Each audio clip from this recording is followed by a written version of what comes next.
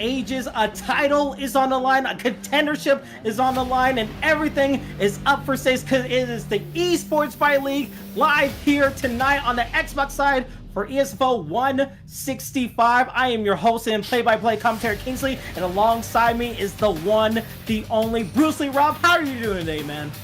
Yo, what's up, Kingsley? I am good. I'm very excited. Today we got another banger card with the Xbox boys. They always bring it. We got a title fight. We got a great co-main event, and we got a plethora of amazing fights with a lot of weight behind them. And we got so much today, and we have our background. We got to give a shout out to our truck guy, you know, Fekit, always coming through every single day. Shout out to Fekit, baby. Let's go. Yeah, absolutely. This card is going to be absolutely amazing. We know, I heard a little bit of a back chat that this might be the best Xbox card that we had so far this season. So let's take a look at that card because there's a lot of things on the line. 12 fights in total. Let's talk about the main event first. I mean, Fadanator has been on a run while DirrtyDave is trying to stop the streak of Fadanator so he won't get the regular season title. 4-2 going against 6-1 should be an amazing one. And then next, the co-main event, Easywork versus Beach. Beach is 2-0 going against Easywork, who took a little bit of time off, but now is coming back with a vengeance here, Rob.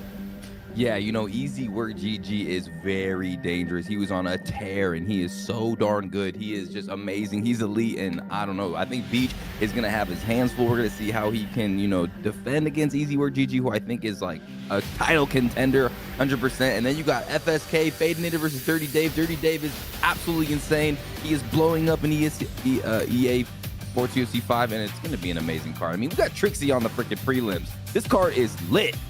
It is insane. Talk about Fonty, talk about Winner, Webcam, Dex Fantasy, Warrior, Zay, all the people that you love to see on the Xbox side for the ESFL, they are all here. 12 fights in total. It's going to be a good one, but we can't get started without mentioning the first fight, which is going to be a debut. Two debutants making their way into the ESFL, and it's going to be Get Inspired versus M-Town Finest, who had a little bit of experience in the affiliates of 2 seasons ago.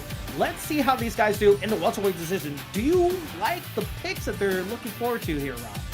All right, so we got the welterweight division. We got 2 ESFL debuters, so you never really know what to expect. These guys have a lot of nerves coming in. They've been training. They finally got their call from Boiler. He's like, yo, you ready to come up to the big leagues, kid? And they're like, yeah, I am. But who knows? Because when the bright lights are here, you know, sometimes you get a little fear. You know what I'm saying? Yeah, absolutely. The low fear, the spotlights, everything is like, it's crazy to make a really good first impression in ESFL. We've seen it many times before. We talk about Beach, who only won 2 fights, is now in the co-main event. Ginsburg and What'd you call him? That same... I call him Beach. There's going to be a whole lot of that stuff. We're going to be talking about son of a beach or something like that. But let's talk about this fight. Leon Edwards versus Kamaru Usman. That's later on the co-main event. This is a 2 guys making their debut, trying to make especially a really great first impression. And with these type of fights, they're going to look to do something like that because this is the first fight. Xbox side, ESFL 165. Let's get this thing going. Let's go. Usman versus Edwards. M-Town picking up Usman, getting sparked with Leon Edwards. And both these guys have the ability to go to the ground, but I would say getting sparked, Kingsley has an advantage on the feet if he could use that. The teep kicks. Ooh, already a leg kick there, but a good check from M-Town's finest.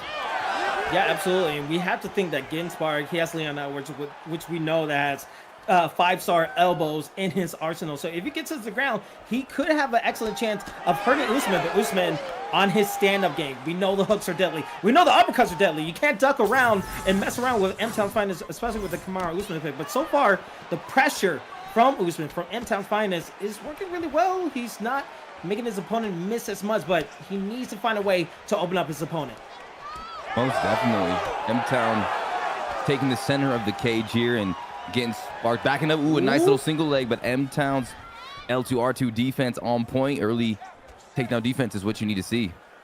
Yeah, absolutely. And right now we're seeing a little bit of a slower tempo than usual. Usually you see debutants make like a faster pace, trying to get the easy knockout, but you can see that they're trying to settle in, try to get into their game plans right now. And so far, I want to see if there are going to be a little bit more slips from getting sparked, because right now you can't suffer those hooks as much as these rounds are going forward. But right now we're seeing getting sparked still moving back, trying to play a little bit of a counter puncher in this situation here, Rob. Yeah, and that's a good idea. It's a good game plan, you know, because you're lengthy. He's kind of moving in and out. He doesn't want to get taken down by Usman. Usman has some strong shots. He's got a nice straight punch. Looks like he's kind of going to the body a little bit, Kingsley, but ooh, getting smart, catching him with that left hook. And this fight is pretty even so far. Yeah, fairly even with under 150 left in the first round. 3 rounds in total for this contest. And he's just calmly running his opponent out, trying to go for a takedown right here. Gets him up to the gauge, trying to go for maybe a backpack situation. Tussling around, but good job from Ginsburg for that defensive maneuver with a head kick. Headshot dead, possibly, as he gets the first knockdown on the fight on the card there, Rob. Absolutely devastating head kick right there. Like getting sparked. I mean, that just lit up this whole fight, and down he goes. And I was about to say both guys looking really good with their takedown defense, but I mean, that was a nice takedown, huh? Kick to the face, down he goes. He's gonna call you Boiler. What the heck is wrong with me? Let's go. Hey, it's happening. It's ESFL Sunday. The hype is here. When you get hit with a head kick like that, a shot of lightning from Getting Sparked will turn up the energy absolutely. But with 20 seconds, what can M-Town's find is to try to alleviate the pain from getting knocked down? Because obviously he's going to lose a round. But ground and pound situations like this will gain him an advantage to get a little bit of momentum, saying, hey, I got knocked down, but I'm able to get back up and do some damage here, right? Yeah, that's right, Kingsley. And he was able to reverse that position, get on top. But, man, round number 1 and getting sparked, you know, living up to his name, because he just sparked him with that head kick. I mean, let's see. We're going to see in the replay. No replay. But here we go, Kingsley. We're going into round number 2. And M-Town's going to come out here, and he's got to do something here. He's got to, like, get some respect. He's got to do something big and get this fight back into his momentum. Yeah, absolutely. That's the main thing, because he was, like, ahead in the scorecards. But with the perfect timing and precision for Spark, it looking like it's becoming more of his fight. He's playing more into his comfort zone as another takedown trying to land, but gets defended. He is 0 for 2 for M-Town's finest with the takedowns. And now, what's plan C for him, Rob? You have to think, you went for the takedown, you went for striking. Both of those attempts got denied. Hey, just keep being relentless. M-Town Finest just has to stay confident. He's got to watch out for that head kick. Getting sparked is looking pretty comfortable, fighting off of his back foot. M-Town misses that left hook, but ooh, those teeps are adding up. They are adding up like we're adding up the people in the chat. Thank you so much for Now You Tap for the raid for the ESFL. We welcome you guys to ESFL 165. I am your play-by-play commentator, Kingsley. Alongside me is Bruce Lee Rob. We are in the first fight of 12 amazing fights with a title on the line later in our main event. But right now, we've seen Ginspark. He got a knockdown in the first round, looking to build a little bit more with his counterpunching, while M-Town's Finest trying to be a little bit more aggressive, trying to find a way to find the right slip, but gets counterpunch like that again, Rob. And that's been the story of this whole fight. It really has. Getting Spark is able to find those little moments, and the takedown fake there, and then he actually goes for it, turns it down, but M-Town flicks it, defends it. Now he puts him in the clinch position against the cage, and he's throwing some nice uppercuts on the inside. Yeah, he had an opportunity, right? He had his opponents back to the cage. He couldn't really move as much, but now going to the clinch game, not going for a takedown, but bringing his opponent into a situation where he could do some more action. Tries to go for a back pat again, flipping around, and I think that's his game plan. Make it a dirty boxing match. Getting uppercuts when he's closing around, leaving out of the clinch, and making sure that he has an opportunity to get some more damage. Because right now, getting sparked, he had some success with the striking, but now it's been M-Town's finest momentum building up. Yeah, I would agree with you. M-Town is coming forward, like you said, making it a little bit gritty, a little bit dirty, grabbing him against the cage, throwing those uppercuts. Getting Spark defend himself pretty well, though, but the stamina advantage slightly. Oh, there's that head kick again, but a little out of range this time. And Usman's kind of feeling like there's some momentum coming his way. Yeah, I mean, the head kick, once he evaded that, you have to feel like he's feeling confident. Because right now, Ginsburg is going for home run hits, while M-Town's Finest is just building. He's working the count. He's trying to get into first base by any means necessary, trying to exit out of his opponent and get his striking combinations going. But with 40 seconds, what Ginsburg can do? He's working the leg kicks, which I really love to see. Yeah, those are some nasty leg kicks right there. There's a couple exchanges happening. Ooh, straight punch. They're starting to throw down here against the cage.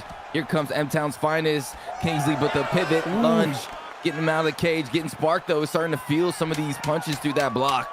Ooh, check. And a good check. A very nice check, but uppercuts landing. Both guys swinging for the fences. Getting Spark missed a couple of times. But M-Town's finest with a strong second round. Those 2 body uppercuts to signify some of the stamina going down for getting Spark. That's going to be huge because right now, bro, it could possibly be 1-1. And what we saw from the last UFC card last night, you don't want to leave it up to the judges. You want to get a finish right here, right now. And you can see they're swinging in the middle.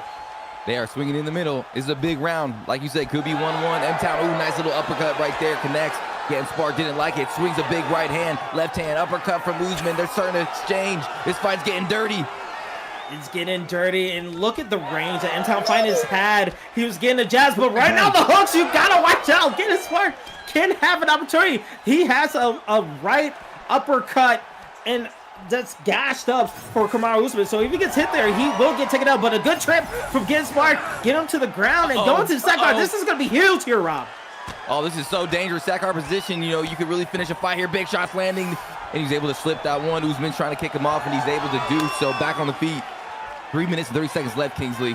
This is going to be huge. You can't go for home run hits. The leg kicks are working well for Getting Spark, but can he just land more combinations, more defiance? He doesn't have the stamina to trade with him, but he tries to go for 2 uppercuts, go for 2 pulls, but not really working. M-Town's Finest doing very nicely. The kicks are landing, but right now, M-Town's Finest, he just needs 1 moment, 1 successive combinations. He might get him down. Yeah, it definitely is. Ooh, but speaking of getting him down, there is my boy right there getting Spark over the takedown, but right back up. M-Town's back on the feet, and you could feel M-Town. He's craving this victory. He's coming forward. He's plotting, but getting Spark is throwing heavy shots with Leon Edwards, faking the takedown, Kingsley. He's throwing big. It's the intricacies, right? Like, both guys lunge, but they, like, fake lunge, trying to get a reaction out of their opponent. That's how close this fight has been so far. But right now, Getting Spark has him to cleanse what he's trying to do. Go for a takedown! That's huge, but it gets denied! 0 for 3! Late denied by M-Town's Finest, and now with 2 minutes left, M-Town knows. Oh, the head kick connects. Getting Spark is a little wobbled right now. He's backing up against the cage. He's hurt. Head kick lands, Kingsley. Oh, but the up kick saves him. If you can land head kicks, so can I. That's what M-Town's Finest is doing. The 3rd round has been turned out with 90 seconds left in the 3rd round. Both of these guys making their debut is putting on the show right now. M-Town's Finest still creeping up a little bit closer, gets him in the clinch, trying to get him center, trying to push him more and more to the back of the cage. But Getting Spark, such slow stamina with 1 minute left. He needs to go for something big right here.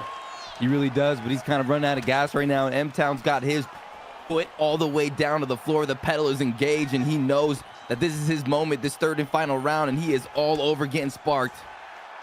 He is all over. Oh, God, the miss and the body uppercut landing. That was a nice maneuver, but not really getting the full effect. Good knee, trying to enter into a combination from Getting Spark with a head kick. Good block. Oh, so close here, Rob. So close. Can he get the takedown? No. M-Town with the up flick denial. Beautiful stuff. 8 seconds left. They're exchanging in the center to close out this crazy fight. Both debuters throwing it all out there. What a fight, Kingsley. What a fight, and we will know who wins. And it seems like, oh, Getting Spark, I think he takes a victory. He's showing his celebration. So Getting Spark, congratulations on the victory. I think he got rounds 1 and 2, maybe 1 and 3, possibly, but very close to call. I thought that stun might give it the edge to M-Town's Finest, but crazy to see on the scorecards here. Yeah, you were right. Looks like 1 and 2. You know, Getting Spark started out really good, and he landed, I believe, that lead head kick. Yes. Rocked him, and then he was just landing some really powerful shots every time M-Town would come into his wheelhouse. He was attacking takedowns, he was faking takedowns and going into shots, but man, that 3rd round, you really felt like M-Town was coming for the win, which you love to see in the ESFL, and it was very close, Kingsley. I mean, that was a banger way to start out our event today. I hope you guys enjoyed that first one. These debuters brought it. We heard that this might be the best Xbox card that ESFL has ever produced.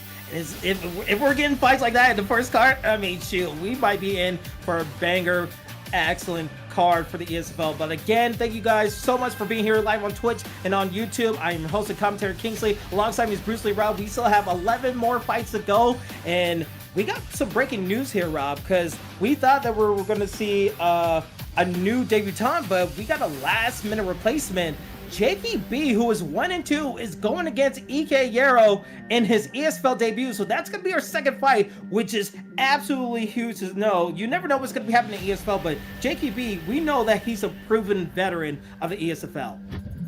Yeah, Jakey B is a handful. He's bringing in a lot of experience. He's 1-2 right now coming in. Who knows how much he's been playing? Who knows what his training regimen has been? But he's going against EK Jiro, and EK always prepares their fighters really well. A very good camp. But you know, when you're in your debut, you're fighting a veteran like Jakey B, it could go south pretty quick. He's a good finisher. A sniper with some sharp timing is Jiro, and we're going to see about these picks right here. Alex Pereira being locked in for Jakey B, and that's powerful right there. And Izzy, I mean, this is a great matchup here. Yeah, this is what the staple of UFC 5 is all about. We saw the trailers when they announced and revealed UFC 5. This is the pinnacle matchup that we love to see in the ESFL. And right now for Jakey B, he knows what the spotlights are in the ESFL. Meanwhile, EK Yarrow from the Elite Kings camp, this is his debut. He needs to get used to the surroundings of the ESFL. Can he do it? We'll find out. He has the Izzy in the blue trunks and the blue gloves, while Jakey B using Alex Pereira in the green and white, using the red gloves. And let's see how this all goes down here. Yeah, let's see how comfortable Jiro is early in the fight. Rounds number one, sometimes it takes a little bit of time to heat up. Hopefully he doesn't get knocked out by Jakey B. Bang, he's already eating big shots, but he lands one in return. Yeah, so far we can see both guys staying more center of the octagon, trying to gauge their distance, trying to see what are they going to be opening up. Maybe a leg kick, but a nice uppercut with a good combination from Yarrow. He's very confident to stay in the pocket here, Rob. He needs to be very careful to not leave himself open. Definitely true. Ooh, 1-2 lead uppercut, though. He connects on Jakey B. Jakey B. No Jiro fear. Connecting again with that lead uppercut. Yeah, no fear. Goodness, from this debuter. Yeah, absolutely. I mean, the fact that he's going in with a left hook and those uppercuts have been landing clean against Jakey B. Jakey B, we don't know how much time he had to prepare, or maybe he wasn't fully involved in, but the fact that he's getting rocked in the early moments of the first round, that has to be very telling that Yarrow's here to play.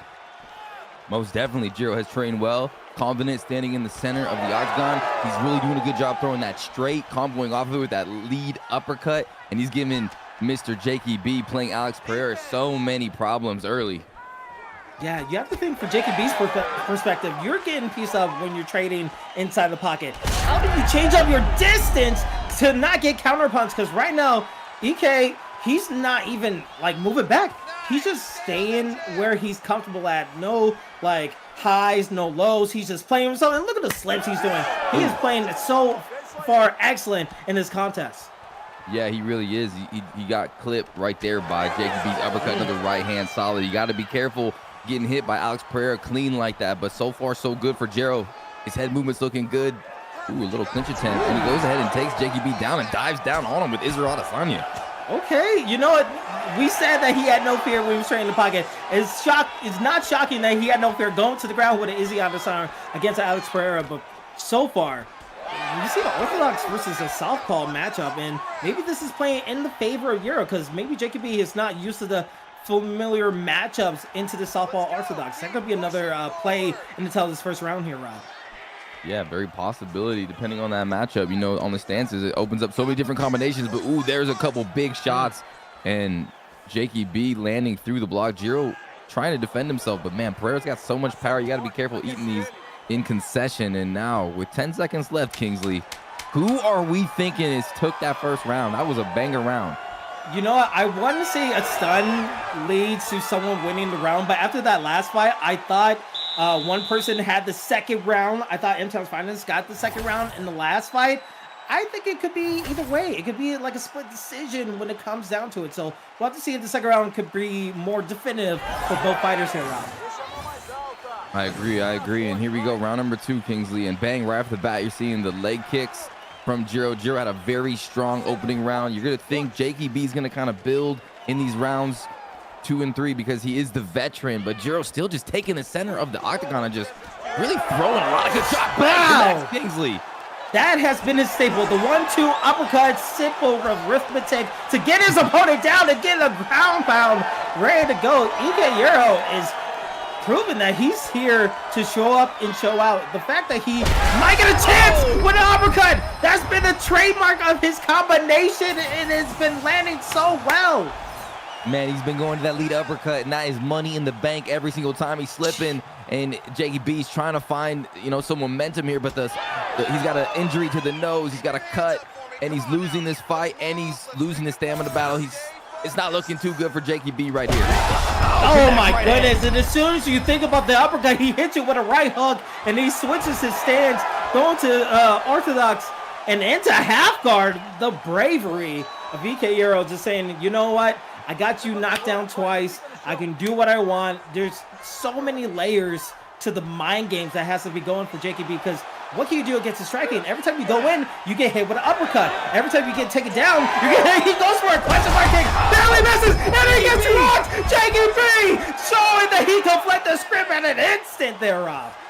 Jakey B, that's right, he can, and he will if Jiro does not defend himself. He's got to remember, Herrera possesses so much detonation in his hands, so much power, but Jiro's still in the lead in this fight, and he's been connecting with some very sick little inside combinations. And there it is again, that lead uppercut connects. The head of blinking Kingsley on Jakey B every time it lands.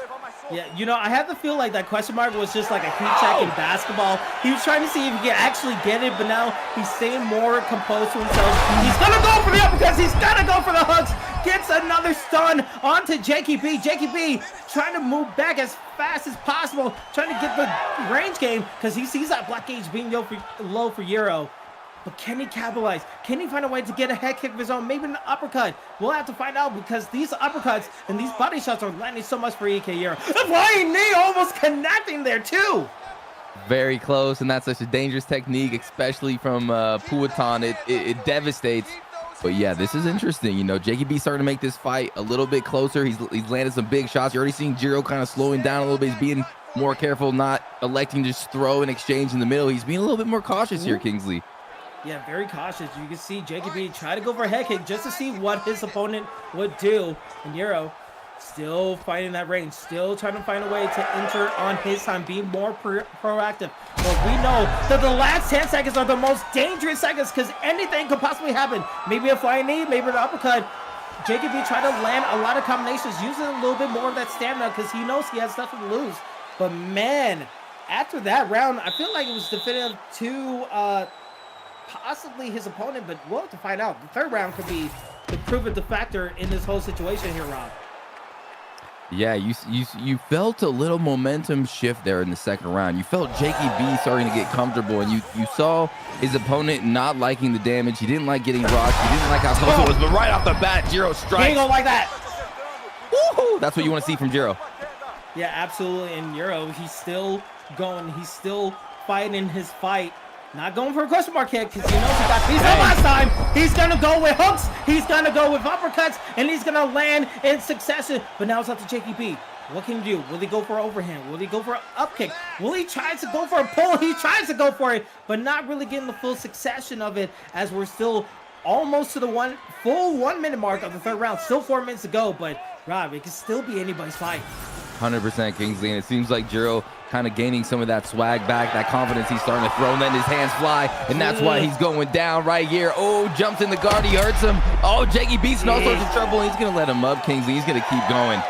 It's dangerous. Could he possibly go for something crazy? We know that he has a flying knee. We know that he has crazy strikes that he could do, but he's trained right here. He's not going to work out for your health. Because right now, in the top mount, into the ground and pound, block gauge slow, elbows, everything. EK Jiro wins his debut fight against Jakey B. Huge win for Jiro. Jumps down on top of him, beautiful ground and pound, finishes it off with a beautiful cherry on top, banger elbow, and out Jakey B goes. As we see him do some, breakdancing in the center of the octagon. And Kingsley and ladies and gentlemen watching around the world, that my man Jiro, however you want to say his name, no longer has a 0 in front of his win column. He's got a 1 now, Kingsley, and he's hyped. Oh my goodness. I mean, hey, we saw it before. These up-and-comers, they have something different when they go in these camps, and they provide themselves to get higher and higher on the card. So we'll be looking out for Jiro to see what he does. Jiro, Euro, I can be your hero, baby. You don't know, but now you know, because he's out to dominate and possibly fight for the title later on. I mean, there's only a finite amount of cards left for the Xbox side, so maybe he could make a late run. We'll have to find out, but good 2 fights so far. So far, we had some crazy knockdowns, some crazy strikes, some crazy rocks. So far, I feel like the prelims are coming up to play here, Rob. Yo, the prelims are super duper McLitty right now because I'm already hyped up, and it's like, first, I just woke up, and I'm in Hawaii, but I'm already like feeling the adrenaline rush,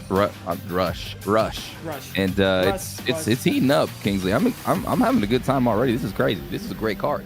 It's a great card, and it's about to get even better because someone has to go, because right now both of these competitors are going to be going for their first victory ever, as it's going to be Ben Jammy going against Simple Pip. Both guys, you know, kind of on a losing slide, but right now they're looking to find their way into the victory column. Rob, what do you have for us on the scouting report for both these 2 fighters? We got Benjamin 0-2, moved from PlayStation to Xbox. First Xbox fight, he lost to AKA Dave and B3 Vanio. He's a balanced fighter, good boxing, and he is relentless. And he's going against Simple Pip, ranked 35, but 0-1. Neither of these guys have experienced victory. Simple Pip lost to Beach in his ESFL debut, but it's my boy Benji locking in, ruthless. Robbie Lawler from UFC 195, prime as hell. This ping is nasty, smooth. Who we got next, baby? Who's he gonna pick, Kingsley? Oh, it's gonna be Robbie Lawler versus Leon Edwards, but don't let the record fool you guys. These guys have lost to top 15, top 10 contenders. Beach is gonna be in the co-main event later tonight. So both of these guys have experience against high-end competition. Will they find a way to get the first victory? Let's find out, as Robbie Lawler is gonna be used by Ben Jammy and the white gloves, excuse me, there's no red on it. Pip is going to be using Leon Edwards in the blue gloves. And right now, a very good push kick, trying to get the aggressive ability onto his opponent, and we're going to the body so far in this contest here, right? And that's nice from Pip. You want to establish some good body work. Ooh, nice combinations. I like the way he's already implementing upstairs, downstairs. He's mixing it up well, and he's starting to look pinpoint. Pip came to play. Pip came to play, but he better not play too much, because right now we know that Robbie Lawler, he still has some striking, vicious ability. Ben Jammy is going to be proven that from the PlayStation side, he can bring that to the Xbox side and maybe get some added advantage. Who knows? We'll have to find out. But right now, getting hit with a left hook right there, he needs to be very careful, because combinations are going to be going out wild. You don't want to get hit with an uppercut. You definitely don't. That's a powerful shot, and yes, Robbie Lawler is so durable, so powerful, this alter ego. But man, Leon Edwards has fantastic striking, and he's looking very sharp. Here is Pip. Pip utilizing that jab lead hook is so beautiful to see. But here comes Robbie Lawler, Kingsley, and he's throwing some clubs. He is absolutely throwing some clubs right now. What I'm liking from Pip is the body shots, right? The body shots, yes. And just chasing them, not trying to be a full headhunter. Well, Ben Jammy, he's content to stay in his phone booth and try to disrupt that blockade as much as possible. So whose strategy is going to be top tier? Who's going to make the fatal mistake? We'll have to find out. But so far, Pip, with 2:15 left in the first round of these 3 rounds right here, still playing his game plan, not really taking the bait, so to speak, against Robbie Lawler. He's kind of just fighting pretty well off of his back foot. Nice little back lunge. But Benjamin seems like he just wants to attack the block with the power of Robbie Lawler and really just break through the block and do some damage. And Edwards is doing a good job here, just kind of staying defensive and being patient early. Yeah, and it's very understated, but you saw that moment just like 10 seconds ago when both guys stayed in the phone booth. It did absolutely nothing. It just moved around, because it's just a mental warfare when you go in these situations, because you don't want to let that 3-piece combination hit you and then automatically you're in a rock and you're already in a downslide. These guys know that every single move, every intricate movement could be a tactic to get your opponent. And with under 1 minute, let's see what can Ben Jammy do. Can he disrupt that blockade enough, or will those knees to the body can be durable enough to strike against the opponent? Because now he's trying to open up. Yeah, he's starting to feel himself a little bit. Pip's finding openings, catching Robbie Lawler when he's not expecting, with that jab, that straight, the 1-2 combinations. Ooh, but Benjamin connects with a lead uppercut. Very nice, and Pip did not like that, but he's coming back for revenge. Body shots. the perfect timing for those strikes. And again, just watch out for the kicks, and then almost in a head kick. Vicious 4-hit combination to end around to seal the deal for him in that first round. You can see the cuts on the left side of Robbie Lawler. Those are opened up, so if he attacks that even more, that's going to implement even more damage. But what can you say about Robbie Lawler? What does he need to do if you're Benjamin going in the second round as we take a look at the replays? Or not, you know, Benjami's got to be careful, but he's got to bring his confidence. He's Robbie Lawler. Come on the inside. He's got kicks as well, but be careful because my man Simple Pip is coming with some lethal shots. Look at the kicks, the straights, the 1-2. I mean, he's here to kill, so watch out, Benji, but be aggressive. Yeah, you have to be aggressive, but vicious right hook. He just keeps going.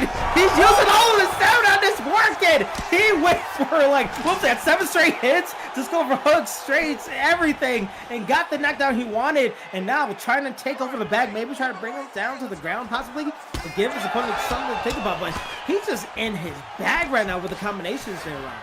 Oh man, he's absolutely taking over this fight, going to the body. And Benjamin's best punch so far has been that lead uppercut. But man, Pip is going upstairs, he's going downstairs. He's mixing his combinations so well, keeping Lawler at bay and also winning the stamina advantage here as we enter round number 2. Big uppercut, Kingsley, and Pip is just looking absolutely fantastic here. You know, I was thinking when we were in the first round or just getting started with this fight, I was like, could the Black Age withstand the body shots? And it seems like the body shots are working to the benefit of Pip. Pip has been mixing it up, going high, going low, and then when he has this opportunity, he's going for some high, but he can't go too close to the side. He can't be Icarus because he will leave him up for some opportunities. But so far, we'll have to see. Can Pip continue on his momentum here, Ron?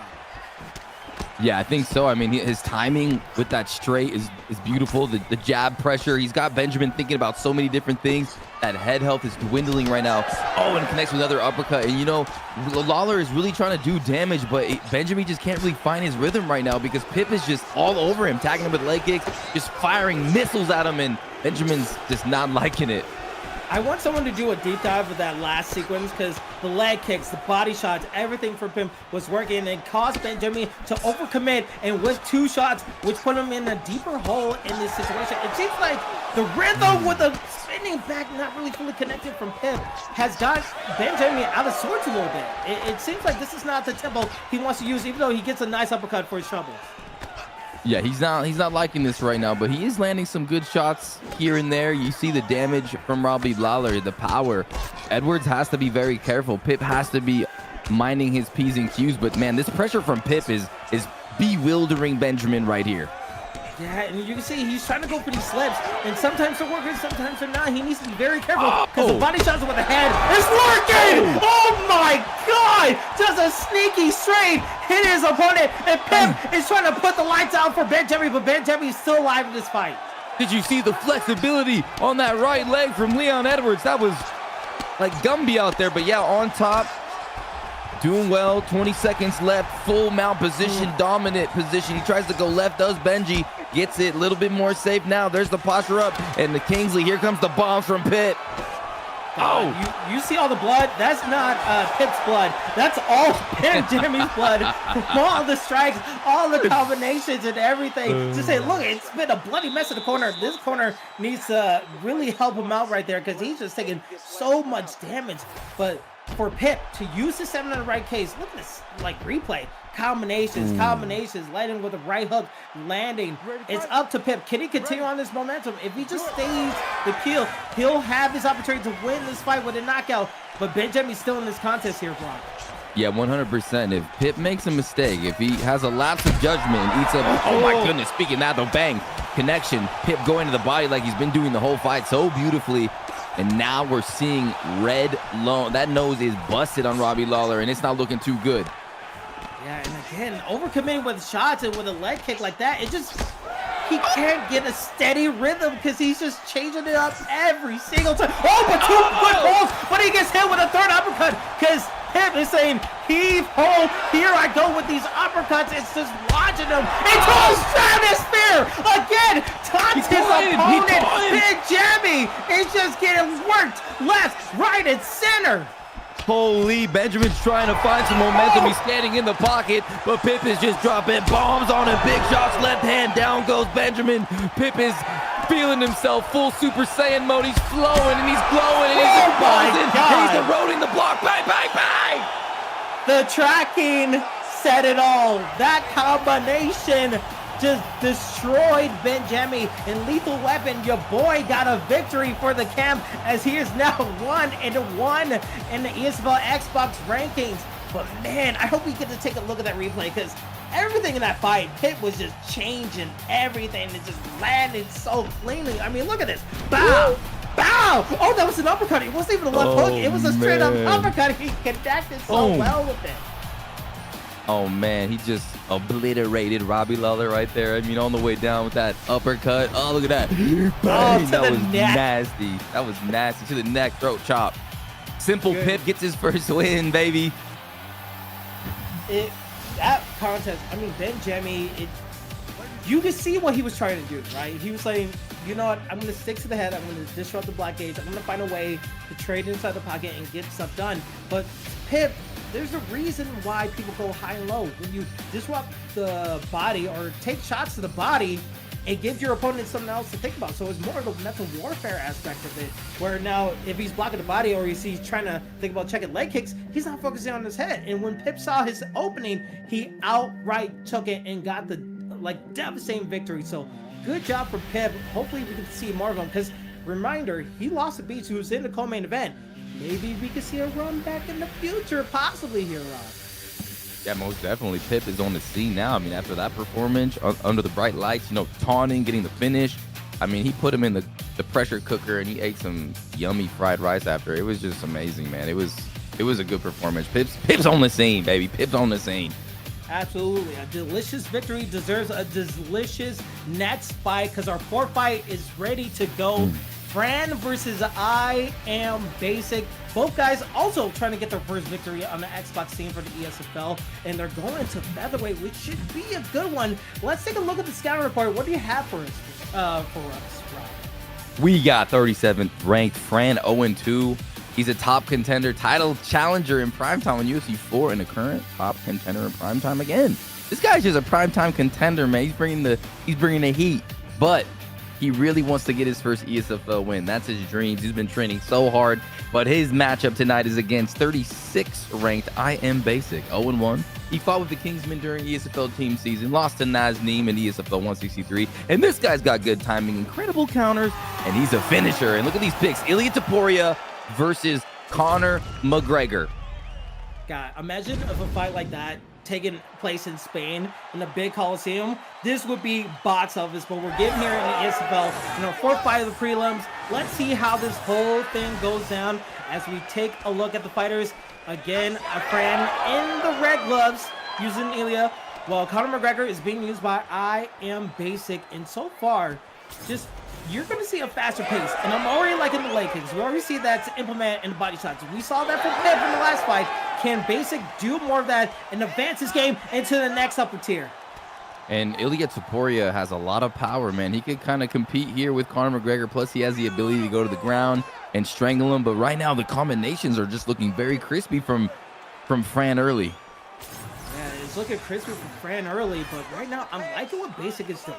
He's using the leg kicks. He's using the body shots. He's trying to gauge that distance. When he sees him get too close, just hit him with a body shot. Hit him with a body kick. Make him think about that even more. We saw it work wonders in the last fight. Can he do it more? We'll have to find out. But Fran trying to go for a head kick there. Not really fully landing, but something to look out for. Yo, definitely. He's putting a lot of pressure on Topuria here. Fran is kind of backing up.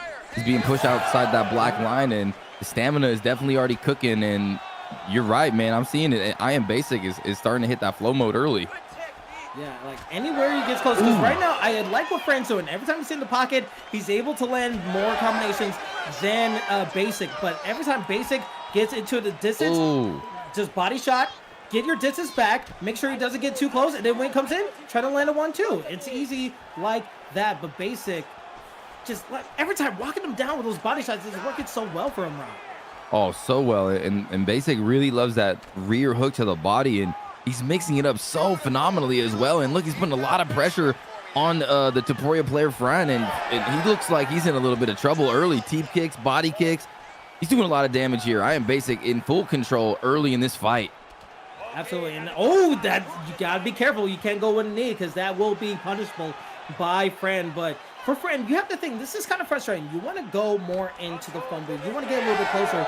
But how do you exactly do that? Is there a way to like slip in and find your way to execute your attacks? Or is it just like you have to wait and just get or take a couple of punches to receive a little bit more action in this contest here, Rob? Ooh, you know, it's a tough one to say. Sometimes you could enter in, you want to throw a shot, you don't want to be over aggressive and get annihilated, but you do want to keep that pressure. You could just use your presence to move back your opponent. And against Conor McGregor especially, you really don't want him backing you up. You want to stay in the center like where Fran is here. I think he'll be much more successful if he could just stay in the center of the octagon. Yeah, absolutely. And with 30 seconds left of the first round, he's going to have a chance to do just that. Because right now, even though we're liking what Basic is doing with the body shots, he got like a little bit of a doctor logo on the upper right side where his nose is completely busted up. So say what you will about the body shots, Fran is executing some shots and he's making Conor McGregor bleed there, Ryan. Yeah, he is. He landed a couple good shots. Taporia's got a lot of power. That nose looks a little busted on Basic, but Basic has done some really good work in round number one. You know, he put in those body kicks when Fran was trying to back up. He's landed some vicious left hooks to the body as well. So he's taking that energy, that gas away from Fran. So Fran's really got to focus in this round, Kingsley, and make sure he doesn't get hit too much to the body because his stamina is kind of low. His stamina is kind of low, but if he makes his opponent whiff like that, he can even the playing field. But so far, there's a 1-1-2 coming from Basic, and he got punished for it because Fran has the power, and he's trying to put the electricity onto Basic, and that's where the doctor badge comes in because now getting hit with a 1-2 straight to the face, that led him to a rack opportunity there, Rob. Yeah, that was really good. He interrupted the combo. I thought back was going to just detonate on him, but somehow Fran kind of slipped a nice technique in the fire and came out on top, and that's huge coming out in round number two because look at the head off now. Uppercut lands. Oh, hook lands. He's starting to hurt Basic right here, but here comes Basic with the retaliation, and they're both just trying to fight for the center of the octagon here, and the teep kick. Uh-oh, this fight is heating up. I love when it heat up because you know that both of these fighters now have confidence. We saw Basic have a lot of confidence in the first round, but now Fran, with that right, he knows he can hurt his opponent, but he can't get caught with an uppercut like that. Both guys going for the same maneuver, but gets hit again. Basic runs his opponent down and puts him to sleep. I am Basic. He is a victor. Out cold. I am Basic. Walks down Fran. It looked like Fran was having some momentum right there. It looked like he was kind of coming back, but leans into that right hook, and then that left hook powerful McGregor shot is just nasty, just an explosion on the face, and the blood just leaking out of the gullet of Ilia Topuria. I mean, that was devastating, shocking. And I think in that slow-mo replay, I don't know if you could see it, but maybe he was slipping to the right, and when that left hook was coming in, maybe that was the leading cause for that stunning knockdown, because I thought he would at least get, like, knocked down where he has another chance to, like, come back up, but it was just a straight-up KO, so I'm wondering if that slip kind of implemented himself into that situation. So for I Am Basic, now 1-1, that is a huge victory after, especially going to the body again, going for the strikes, playing the distance game. That's something that whoever his next opponent is, they need to really look out for, because if you come get a Conor McGregor and he's doing just push kick, playing the distance, playing like Dawson in Street Fighter, just playing his arms out, you are gonna have a problem for the next couple of fights, because I Am Basic, he is here and he's ready to go. Yeah, he's arrived. That was a dominant performance. I mean, I love the way he fought. He really looks like a high-level competitor. The future is bright for I Am Basic. The way he was going to the body, the teeps, the control, the way he attacked against the cage, and man, yeah, he is going to be a tough competitor to deal with, and he really does have good timing. You know, Basic is here, and he's ready. Yeah, and hopefully he'll be featured on future Xbox prelim cards or even the main cards. But now it's time for our featured prelim of this ESFL 165 card, as it's going to be EK Maseo going against a proven vet, a proven champion in Trixie in our fifth fight and our final fight of the prelims, because this one, on the scouting report here, Rob, this is a big contest for both competitors. This is a really interesting fight because, you know, you have Trixie. You don't really see him in the prelims. You know, he's the prelim main event. This is definitely an exciting fight, but Trixie has had a rough little season here. You know, Trixie is a former esports fight league competitor. He's one of the best players in the world, you know, but he hasn't really been able to get these wins that he needed. So now he finds himself 2-4, ranked 21, facing a dangerous Elite Kings Maseo as we get a Trixie, Ilya Taporia here, Kingsley, and again, Maceo's Jose Aldo. Oh man, this is gonna be awesome. I am actually hyped for this matchup. I mean, Trixie versus Maceo, that's crazy. But Ilya versus Aldo, I mean, this is prime Aldo. So leg kicks, body shots, everything you want against the Taporia, you have it. And then our feature prelim ESFL 165 for the Xbox side, this is what you want to see. Trixie in the red gloves using the Ilya Taporia, going against Maceo in the green teal trucks, using the Jose Aldo. And already the punches coming in the phone booth from Trixie. Trixie put on a clinic so far. Yeah, Trixie is notorious for his elite striking, his lightning quick combinations, and he has an excellent ground game. But EK Maceo, who also is an ESFL Las Vegas alumni, competed at the live event. He is dangerous as well. So this is a huge moment for both these guys to really get up there and start competing towards the upper echelon of the rankings.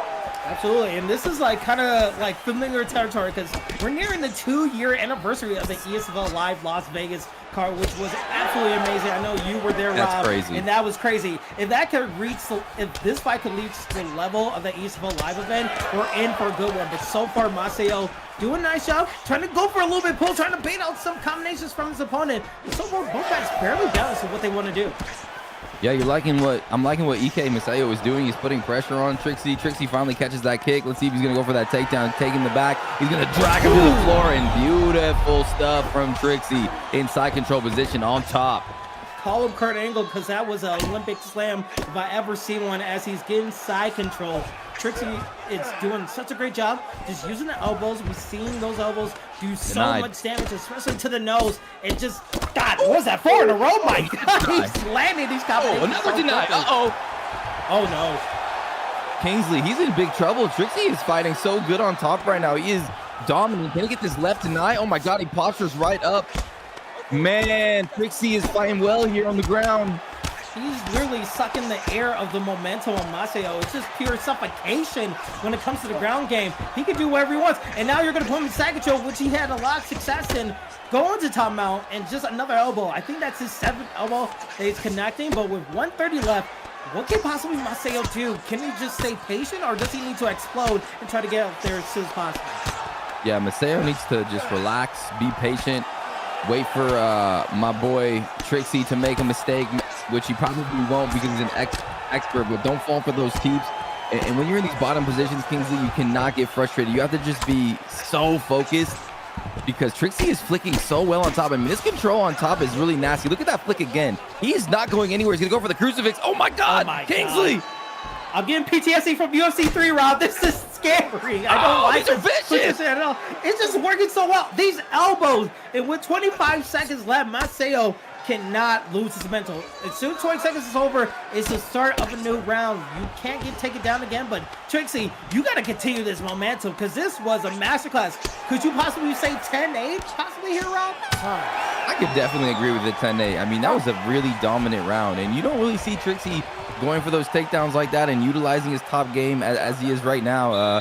But, you know, this is going to really play into the mental factor because going into this next round, Maceo's going to be like, dang it. If I go to the ground, Trixie's going to put me in side control. He's going to deny everything, and he's going to dominate me. So I cannot go to the ground. And whenever you have that mental lapse, you're going to get hit by Taporia bombs. Yeah, and, you know, just like those shots, like what I saw from the chat, I don't know if that's PG, Brother Basic. I saw what you tweet there. Don't keep it clean. But right now, as we're seeing, both fighters are clean in the stand-up in the second round right here.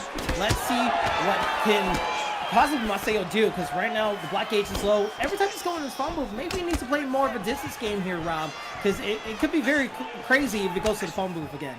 Oh, yeah, it's tough. Aldo's got some boxing, he's got some power, but Ilya's better, and he's got more power, and he's already eating a bunch of elbows as Maceo, and he's trying to keep Trixie off of him, but Trixie knows, hey, his health is low. I'm going to just start throwing bombs, and oh, yeah, the takedown's there, too. Look at him, but firing! Every time he slipped, it was just like, ow, ow, ow. It was like a pinball machine. How many times he was getting hit in that situation. But now, right now, Maceo, he was able to get a slip in the straight. Oh, but a pull into a body uppercut. That was brilliant from Maceo.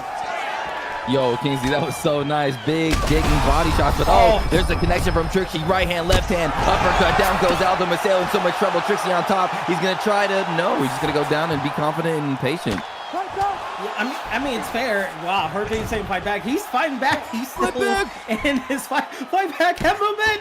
But right now, we need to see if Maceo, we know that this was a very bad situation for him in the first round. He needs to find a way to go because now top mount with a ground and pound. This is Trixie's world and we're just living in.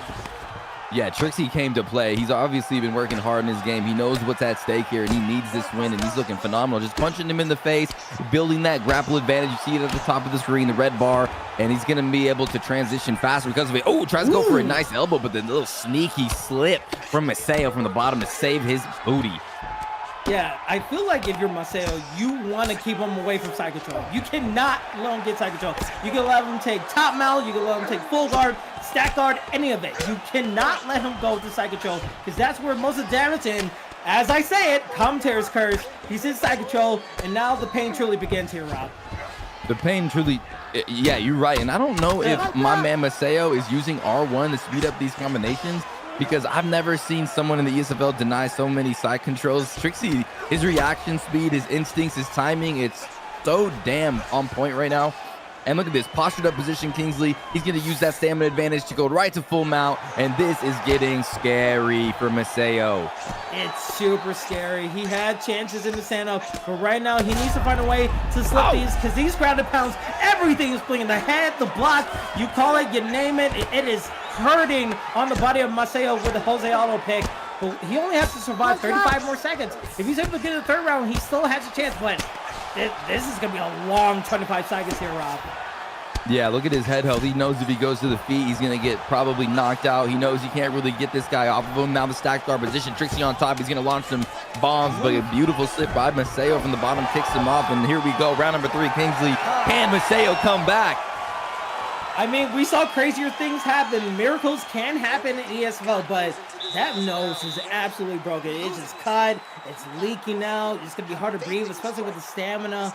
But for Trixie, right now, don't think you need to go for a flashy knockout. You probably have this whole fight 2 rounds to 0. If you just stay yourself, you got this fight in the bag. But for Maceo, he needs to disrupt that bag and just shake it all about and just cause some chaos.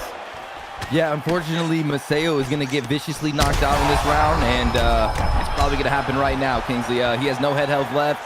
Trixie is way too confident. Takedown's too good, and Maceo has not been able to do anything. And down he goes again, and this is over. Just one right hook was able to knock down Maceo. As Maceo goes for a flying knee! Never say it's over till it's fully over, because chaos can happen. Do you believe in miracles? Maceo definitely believes in it, but Trixie says playtime is possibly over because he still has seconds. He still has minutes, but Maceo has probably walked up Trixie there. Gotta respect the flying knee, but unfortunately the head health is too damn durable. He has too much in the bank. Shorty, what you drank, and right now Trixie's handing out the bombs, the booze bombs, and EK Maceo's gonna start looking drunk in there. His legs are gonna look wobbly, Kingsley, and it's gonna be lights out very soon. As soon as you said that, there was a flying knee. There could be another flying knee happening. If Trixie gets too cautious and uses a lot of stamina, he could be in damage situations, because we know those kicks are deadly. That's a front kick, not getting the full connection, but able to do enough head damage onto Ilya.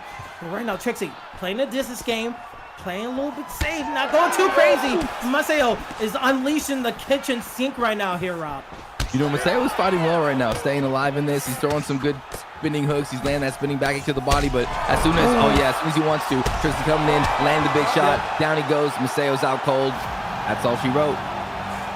You know what? Kudos for Maceo for making it like an interesting contest in the third round, because first round it was dominated by the ground game. Second round it was also dominated by the ground game along with the striking. For Maceo to get the flying knee, it gave himself a chance. It gave us a hype moment. So kudos for him for sticking in there and trying to find a way to get a victory. But the victory belongs to Trixie as he gets our feature prelim victory there, Rob.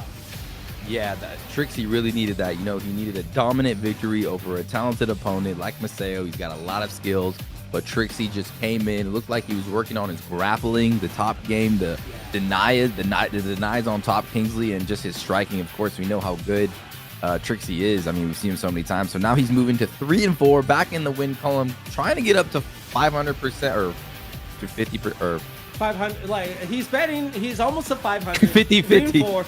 I mean, like 500. He's batting 500 now. But I get what you're saying, Rob, because we don't think Trixie should be in this situation, but he's fought a lot of killers. He's lost to DirrtyDave, Ali, Webcam, Jakey. He lost to those competitors, and he's starting to climb his way back. So the fact that he's getting to 500 and he was teetering on maybe the cut line, he is still in there. He's still in the fight, and maybe we can see him in some other high caliber fights. Oh yeah. Now, Rob, we're into the main card. If you guys have just joined us, where have you been? You just missed out on a featured, awesome prelims fight. This is ESFL 165 for the Esports Fight League. I am your host and play-by-play commentator Kingsley. Alongside me is Bruce Lee Rob, live here on Twitch and on YouTube. Join our Discords, see all our libraries, our VODs. Everything is going good right here. So let's get into our next main card fight, because this one, someone has to go, but for the worst situation, because someone is going to be undefeated no more, as it's S2 caliber or S squared caliber going against Ozzy Kid. What do you have on the scouting report for us, Rob?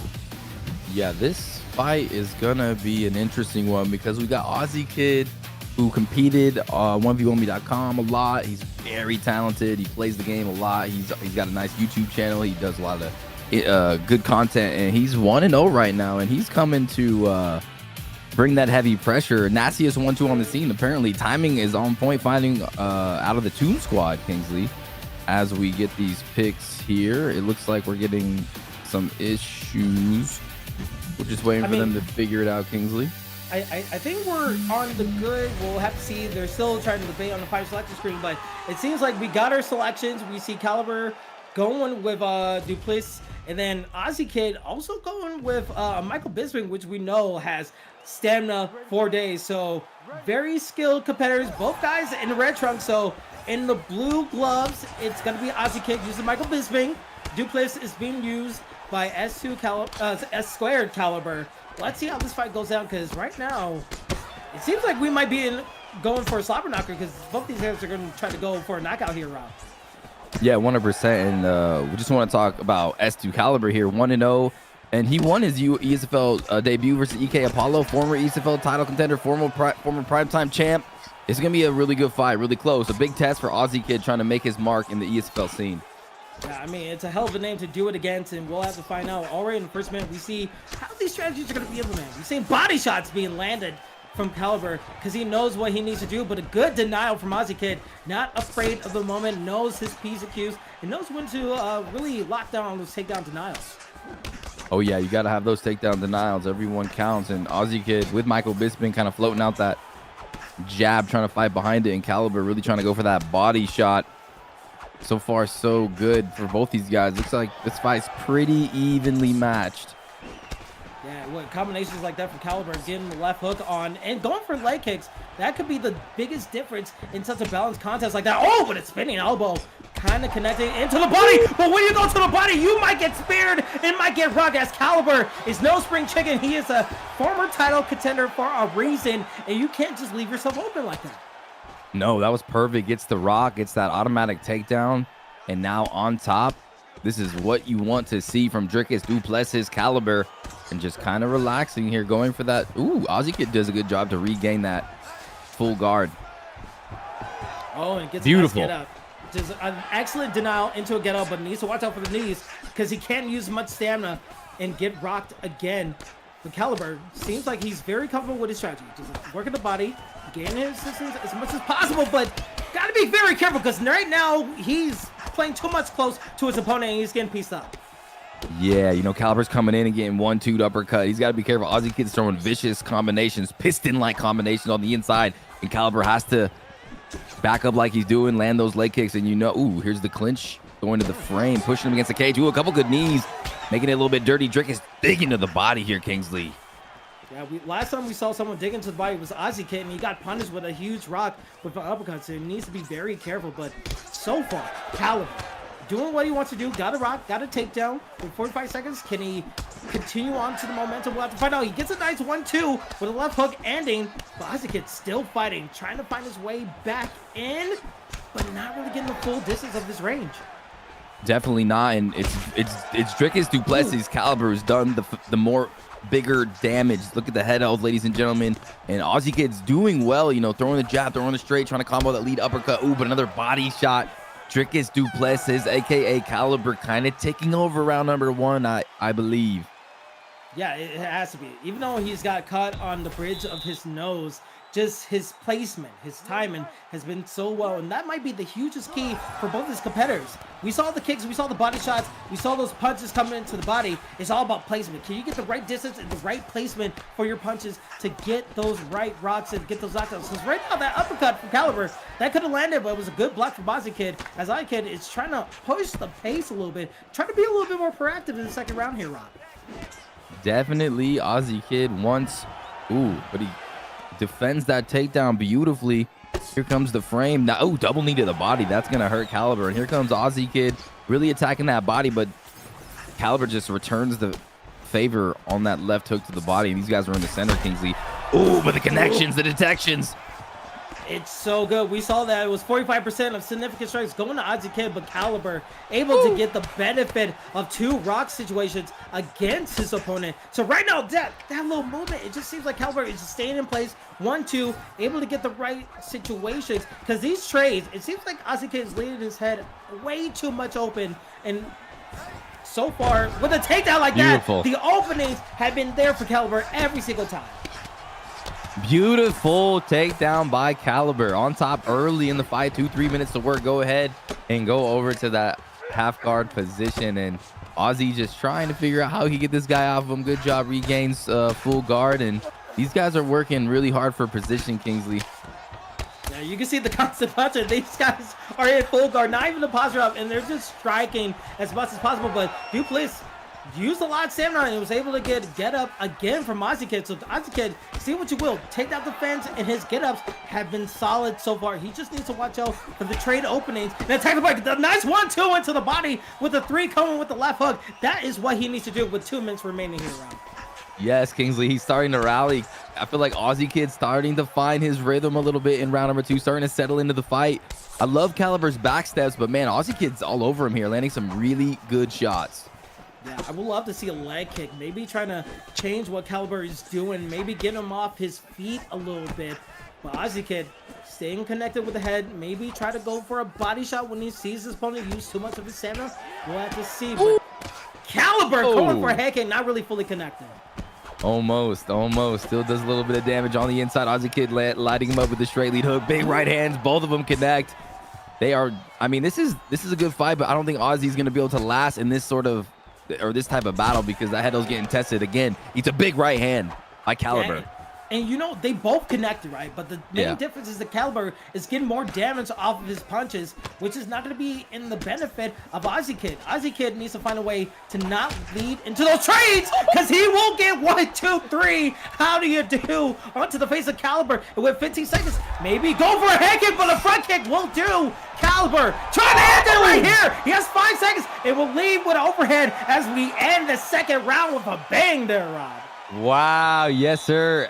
And Caliber, man, that was a beautiful 1-2, I think, lead uppercut or lead hook that really like kind of got him back into the fight. But then it was the big overhand bomb by Caliber that really just detonated on the face of Ozzy Kid and said, no, man, this is my round. But here we go, round number 3.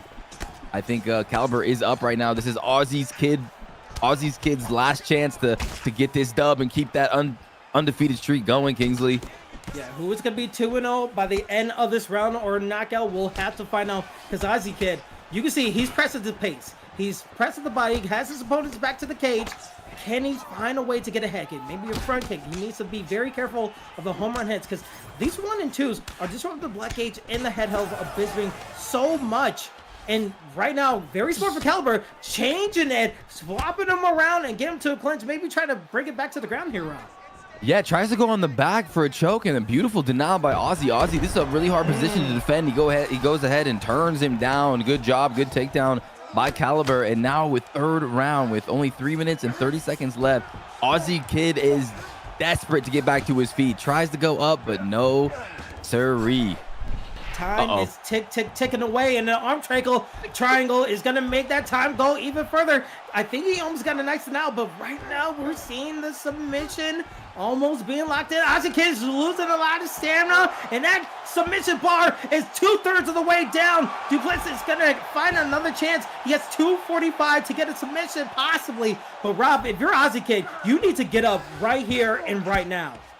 Yeah, that's the problem, right? He can't really get up because Duplessis is so good. Caliber is so good. He's patient, and that submission being locked in is going to take some of the gas away. And look at this. Caliber just glides right into full mount, and Ozzy Kid trying to roll to his back, and it's just so much danger all over the place looming. He's going to try to flatten him out, Kingsley, but no, Ozzy Kid denies it. I mean, this is good for Caliber, right? Ooh. He doesn't need to do much. He already got a good submission attempt. He already got his opponent knocked down. He could just stay in this position because right now, Ozzy Kid, he could just go to full mount. There's no other get up from this position unless he wants to get back up. So he's just wasting time. And right there, that is very bad for Ozzy Kid. But he's able to get back up. But now a submission attempt going possibly for a rear naked choke. Let's see if he gets it here, Rob. Oh, this is very bad. And looks like he's going to try to go for the... Oh, that was a beautiful denial there from Ozzy Kid to stay alive. And again, he's trying to go for the position this time, Kingsley, and he gets it. Just clean from Caliber with under 1 minute left. Wasted a lot of time. Able to get another submission attempt. We'll have to see if he's able to finally get it. But now going to the posture up. Getting some strikes hit, but not really getting full connection. And just time is just ticking away from Ozzy Kid. Seeing his chance for an undefeated streak flying by here, Rob. It's going to be tough to say that Caliber hasn't won this fight. Oh, man, but he gets up. He gets up with 15 seconds left. Ozzy Kid plodding forward with no gas, and Caliber with the money in the bank already. He's already won. Oh, man. I thought that pool party was going to happen. I thought like maybe the uppercut to give us a bit of a shocker, but Caliber, his ground game was the main key of this fight. Able to knock his opponent down when he got his opponent too close. Look at the overhand. Just sleeping Bisbing for a second there to go into the ground game. But Caliber, what can you say? His new camp, his new undefeated streak might be going to 2-0. Maybe we could possibly see him in the co-main event possibly. Yeah, 100%. He fought really well tonight. We'll see what the judges say, though. You know, it was a close fight. I do think Caliber did more damage. Busted up Ozzy. But let's hear Bruce Buffer. What do he has to say? 30-27, 30-26, and 30-26. Wow. 10-8. Michael Bisping. No, just a match here today went crazy like that. But congratulations for S-Square Caliber going 2-0 in the first fight of the main card at ESFL 165. He had such a spectacular showing. I mean, striking, grappling, everything he wanted to do with the clinch, trying to switch his opponent out when he saw his opponent pressuring him. He had everything ready to go there. Yeah, he did. Caliber looked very good. He went over, he got a big win over a quality opponent in Ozzy Kid. And Ozzy Kid going 6-1 in 1v1me.com, 4-2 in ESFL and UFC 4. I mean, Caliber, the real deal, 2-0, still undefeated. And he's coming for that belt, I have a feeling. And this kid is nasty, you know. He fought so dang well tonight. Yeah, absolutely. We'll have to see what happens in the next Xbox card. Where does his next opponent lie? We'll have to find out. But so far, so good. As hopefully, while we're still trying to get the next fight going, again, this is the ESFL. We're in the main card. We have 12 amazing fights for you. I am your host and play-by-play commentator Kingsley. Alongside me is the one, the only Blue Sleeve Rob. We are live here on Twitch and on YouTube. Every Sunday, there's PlayStation and Xbox cards. If you ever want to sign up, you could go to the Discord and just absolutely see all the carnage, all the people you could spar with. Sign up for possibly to be a top contender into these cards. I mean, Rob, what's your assessment of this whole season so far? Do you like how we've been doing the current season and how everyone's been competing so far? Yeah, you know, every time I do one of these esports fight league events, I'm always just amazed and shocked at how much entertainment value these guys bring, and they just seem to step it up every time. The flames are brighter, and it just gets hotter, man. I might have to wear a tank top with some skimpy shorts next time because I don't want to get sweaty when I'm doing this commentary. Yeah, I feel like there's been plenty of times when we call the main event and we're just like a pool of sweat because the energy and the action has been so crazy so far. And hopefully we get to see that more in our next contest, because along with this whole season, we're going to see even more excellent fights, because our next fight is ready to go. It's going to be LW Zone CIA Webcam going against Winter, and both guys are looking to get either 500 or above 500 in this whole contest here, Rob. Yeah, this is going to be a very good matchup. You got Webcam, who started off the season 0-3, but then he's got a 3-fight winning streak right now. So this could be some momentum. He's on a path of glory here, and Winter is a very tough opponent. He's won a couple of fights. He's won a couple fights out of the gate.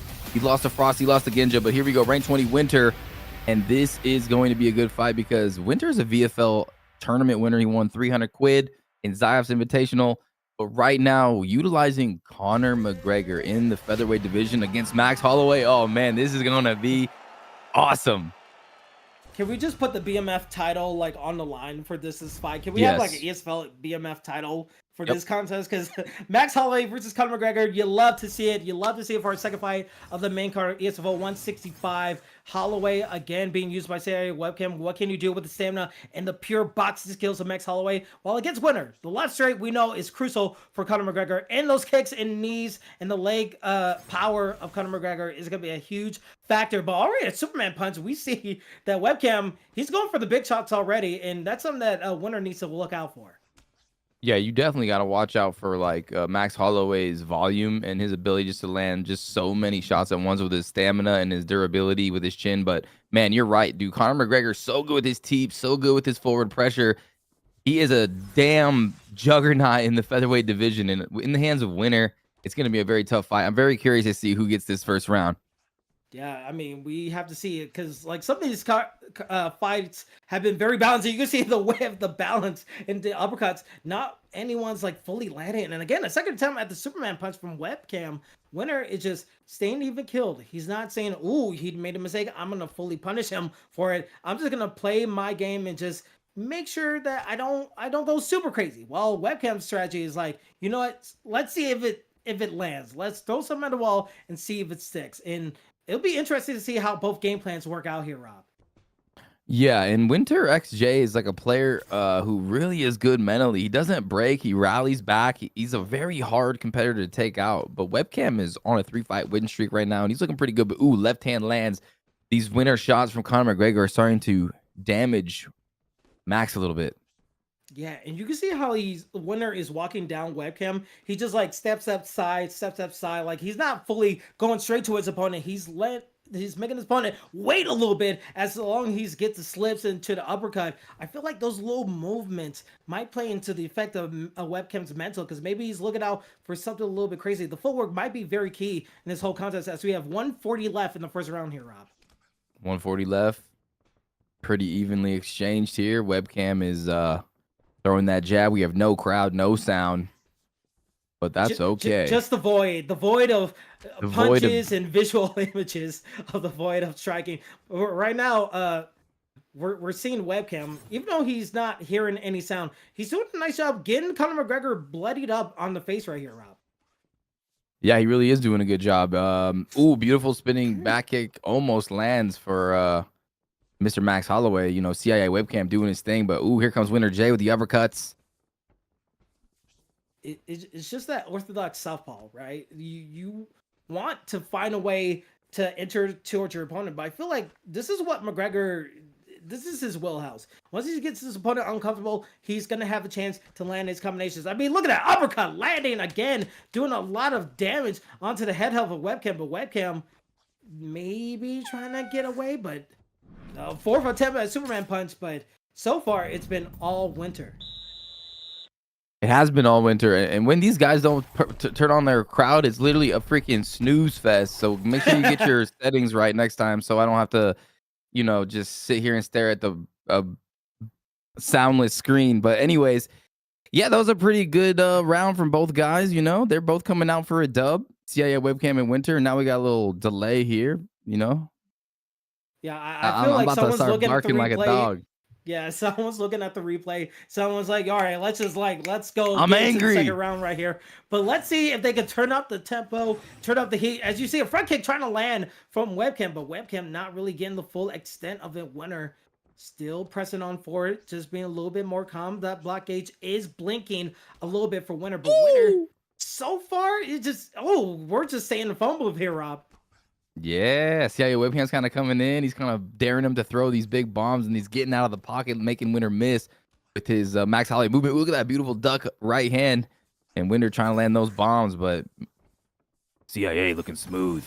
He is looking smooth, and I would love to see if he goes for a duck and maybe trying to land like a body shot, especially when he sees his opponent trying to whip a punch right there. But right now, so far, trying to attack the body, getting the block gauge low, but still, guys, still bloody up. We see the doctor bag on both icons, on both of these fighters, but so far, Winner, he's just moving back a little bit, but a good front kick so far from Webcam. Yeah, good front kick. There's the 1-2. He's coming in a little bit. He's trying to get out of there, and the big bombs from McGregor, the combinations, but it just seems like Webcam just is a little bit faster, a little bit quicker than him, and has the better combinations with Max Holloway here. Yeah, was able to get that slip, able to land some combinations with a 1-2 right there. Goes for another Superman punch. Ooh. Really wants to catch him out on it, but I feel like that's another opening up where he gets a little bit close, and now his opponent doesn't know what to do. Winner tries to go for a body uppercut right there, but just bails on it because I feel like he was going to get targeted right there. That has to play a little bit into your psyche where you feel like the shot's there, but you don't want to get punished. Yeah, 100%. You got to be careful, and Winner trying to maintain the control of the octagon, but that pressure from Webcam and the speed of his head movement and the speed of his combinations just seems to be overwhelming him. But there it is. There's the shot he wanted, Kingsley, and down he goes. Uppercuts be deadly in UFC 5, and Winner XJ is doing such a nice job with it. The first knockdown as it gets a nice 1-2 onto Webcam. Now Webcam going for a body shot. Actually lands the Superman punch. He did it, bro. He finally did it. He did it, and he landed it, and that is getting him some momentum. Look inside the pocket, uppercut from Conor McGregor. But Webcam coming forward, throwing big hooks for Max Holloway, and Webcam is all over him. But you know Winner wants to land a big shot like that one right there. Perfect. Oh, my goodness. Use a lot of stamina. Needs to be careful. Max Holloway is he has a chin like granite. He is amazing when it comes to durability. But right now, I would love to see Holloway, when he got his opponent hurt, just keep going. You had 7 up, but he gets rocked when he had a little bit of pause of action, and Winner actually was able to capitalize. But with 33 seconds left in the second round, let's see who makes that one big mistake. Who makes that clutch shot? As we see a rock right there. He's going for an uppercut. Landing. Webcam. Landing. Going. Bang. Stun. Stop shots. And that is it. CIM Webcam gets the victory. CIA Webcam with a big victory, and that was a damn slugfest right there, and he was able to come out on top against the power puncher known as Conor McGregor, played by Winter. That was a devastating win. CIA Webcam going to 4-4, and that was an emphatic victory. Beautiful stuff. My goodness. What is this? The CIA Webcam redemption tour? I mean, he was losing so much in the beginning, but now he's able to get up to 4-4, even 500, batting 500. Into the rankings as he's now 4-4. The other thing that has to be something to the tenacity, the caliber that is CIA Webcam. Yeah, 100%. You know, he was in a gunfight with someone with bigger guns, but he had more ammunition. You know what I'm saying? And he was out there focused and moving his head and bouncing around. You know, CIA Webcam looked real good, real nimble, real smooth, and that was a quality opponent he just beat. And he's ranked 19th right now, ladies and gentlemen, and Kingsley, he is on his way. Back up 500 now, win ratio. Let's get it. Yeah, might be breaking into the top 15. We'll see what the guys in the back have to say about it in the Xbox rankings. But now, speaking of top 15, our next contest is a top 15 matchup as number 13 Fonty is going against number 12 Dex Primacy. So it's about who can climb back up to the mountain and possibly fight for another title opportunity in this contest here, Rob. Yes, Fonty ranked 13, 3-2, another former primetime champion. So many primetime champions here tonight, and he's going against ranked 12 in the ESFL Dex Primacy, 2-2, and he has already lost to Kingsman Fonty here. So this is kind of a rematch. He could come back, maybe some revenge, and this is a very interesting fight. Maybe a win here could get them in the top 10 here.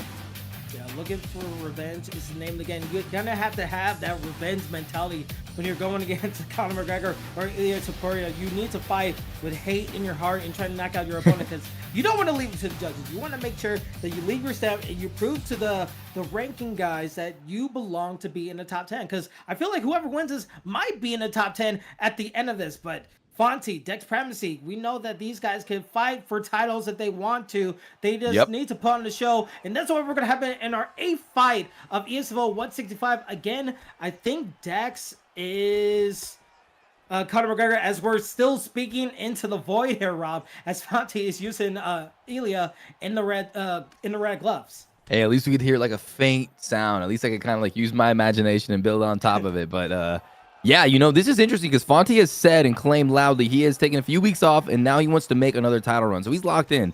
So my boy here, Dex, really is fighting someone very motivated here. So if he gets the win, it's going to be huge here, Kingsley, as these guys are kind of feeling each other out early. Yeah, we'll have to see. Will everyone rise to Dex Primacy? Because right now, he's not rising. He got knocked down for a second right there. But he was able to get some good combinations in the early start of this first round. Able to land that left straight. Able to get some hooks into his opponent. And like, he's doing it again. But those body shots are a huge key. Who's going to use those leg kicks? Who's going to use those body shots? And get the distance, get the range to implement their game plan. Because Fonty, right now, he's getting pieced up. Ooh, I like that. It almost seemed like it was going to be a straight, but then he loops around with a hook with Conor, and now he's kind of got Fonty on his back foot thinking, damn, Dex is pretty good. He's done some good damage, and those teeps have been phenomenal so far to keep that distance. Yeah, we see his opponent Fonty going with a double jab. Shout out to Double Matt, trying to find a way to disrupt that block gaze, but just needs to watch out for the knees. You're getting that close. Again, those situations, if he's able to make his opponent miss, he will land combinations like that and disrupt the head help. But pulls from Dex needs to be very careful, because like sometimes you go for a pull and you just lean to the wrong side there, Rob. Yeah, definitely. And every time he goes down, Fonty comes in and lands that uppercut, man. Ooh, that's interesting. He keeps knocking him down and laying that free uppercut left hook.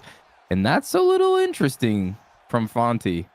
Can we say new meta in UFC 5? Just like knock someone down, just get up close and just land uppercuts, because there's no response side. We'll have to figure that out. But up to Dex Primacy, what can he do? He's in the center of the octagon. He sees a stamina low, tries to go for the body, trying to land a little bit more. He has stamina to play with. But Fonty still even kill. Oh, almost avoids the 1-2, but gets a little bit trigger into his system. Ooh. But right now we're in a brawl. Yeah, we're in a brawl. And because it seems like Fonty's actually trying to get those trips and trying to get him to fall down, and then he's landed 3 of those uppercuts for free. I don't think you could defend those, and that's kind of gotten him back into this fight a little bit, even though he's kind of low on stamina. You know, Dex Primacy's got to be careful not to get tripped. Yeah, he needs to be very careful, but he needs to be very careful of having this back to the cage, because right now Dex, I like what he's doing. The left hooks to the body has been landing, and that's how he's been getting the stamina advantage. If he's able to drag this along into the second round and possibly get some strikes to the head, he might get a chance, but he can't get a chance if he gets rocked like that as he tries to pull, trying to recover with 13 seconds left. Can we see Fonty put an end of it? Oh, but clearly almost getting the 1-2, not fully connecting, as that ends the first round right there. Rob, you have the thing. Fonty looking good out there. Yes, he is. Yes, he is. Fonty looking very smooth out there, but Dex is also looking really good, and he's coming into round 2 with a stamina advantage, and Fonty really connecting well off those uppercuts, but I think Dex Primacy might have gotten the, like right there. I mean, there's nothing you could do. Oh, look at the uppercut, and he hooked it. Man, that was devastating. Yeah, I need like a Crux or a Romero just like breakdown to see if that like actually is a thing where you can't defend it. Because I feel like if no one's seen that before, I feel like that's going to be used now, because everyone just saw it and it's like, wait, you can't really block that? Shit, I'm going to be doing that even more now. But into the second round, what can Dex Primacy do to recover? He's able to get the nice hook, but a nice slip straight from Fonty is going to do some damage. But now into these like little slobber knocker phone booth brawls, who do you think has the advantage in this situation? You know, I think Dex Primacy is getting the better of these exchanges. He just needs to not get tripped and not get free shotted in the face, because if he doesn't do that, I think he's able to walk down Fonty. He's able to land the better shots with Conor McGregor. He's backing him up, and I think if he just stays focused and locked in, you know, he's going to get this win. But we'll see. Fonty's fighting pretty well off his back foot. Yeah, I would just love to see if Fonty is going for a takedown right here, but gets denied. I was going to say if he sees his opponent go for a pull, maybe try to attack the body a little bit more, but maybe he was afraid of the uppercuts because right now the body, the knees are working really nice for Dex. Needs to watch out for the block gates, but still moving forward, still pressing on, trying to play a waiting game, but the waiting game goes for Fonty as he's able to get the rocket. Now it's a clinch game for Fonty. Oh man, that's a huge big shot right there. Fonty again connects, and now that's gonna make Dex think twice, but an uppercut lands flush, and somehow Taporia just eats it like a sandwich. Just like a BLT with some tomatoes, some bacon on it, possibly some wheat bread. Hey man, calm down, I'm hungry. Listen, we're hungry for some knockouts. That's what we're trying to see here. But so far, the exchanges from Fonty is working really well, but it's just carefully sought out. You see the patience while they're doing. Block gauge is low, not fully connected because he knows a 1-2. Maybe the body shots are coming from Dex. Oh my goodness, they're just kind of in the pocket right now, just landing some beautiful combinations on each other, and a front kick as well. And what are these two guys gonna pull out of the tool shed? It's so close here. Oh, you know, I thought Dex was gonna go for a pull, and I thought we were gonna see another body shot. But not really connecting, but that will connect. The body uppercut into a left hook, landing, connecting, has him in the clinch, has his opponent back to the cage. 1:30 left for the second round right here. Dex is on a heater. He is looking to see the block gauge being low. Head help, needs to blink a little bit. Gets the uppercut, connected with perfect timing there, Rob. Oh yeah, Dex is starting to take over this fight. Fonty's head health, his block age is way too low to take any more of these shots. He's got to figure out a way to get out of here, but no, he just stands his ground, gets detonated on top. This could be it, folks. Bow, bow, bow, bow. Bang, bang, bang. Just non-stop shocks. You know what set that up? The double jabs, and he knew he had enough stamina, so he went with the massive combinations, able to get the uppercut, because everyone needs to now salute the rise of Dex Primacy as he's now 3-2 in the ESFL Xbox rankings. And he is angry. Ooh. He's like, thanks.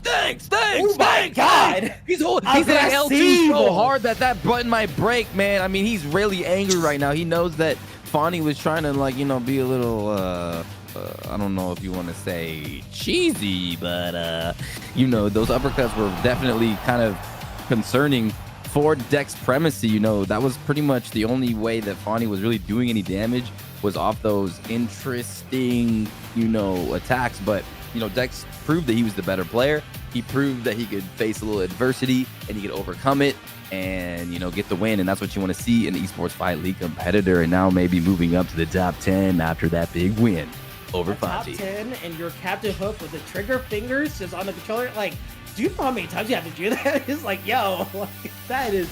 I think that's the first time we saw. He was not happy about that matchup.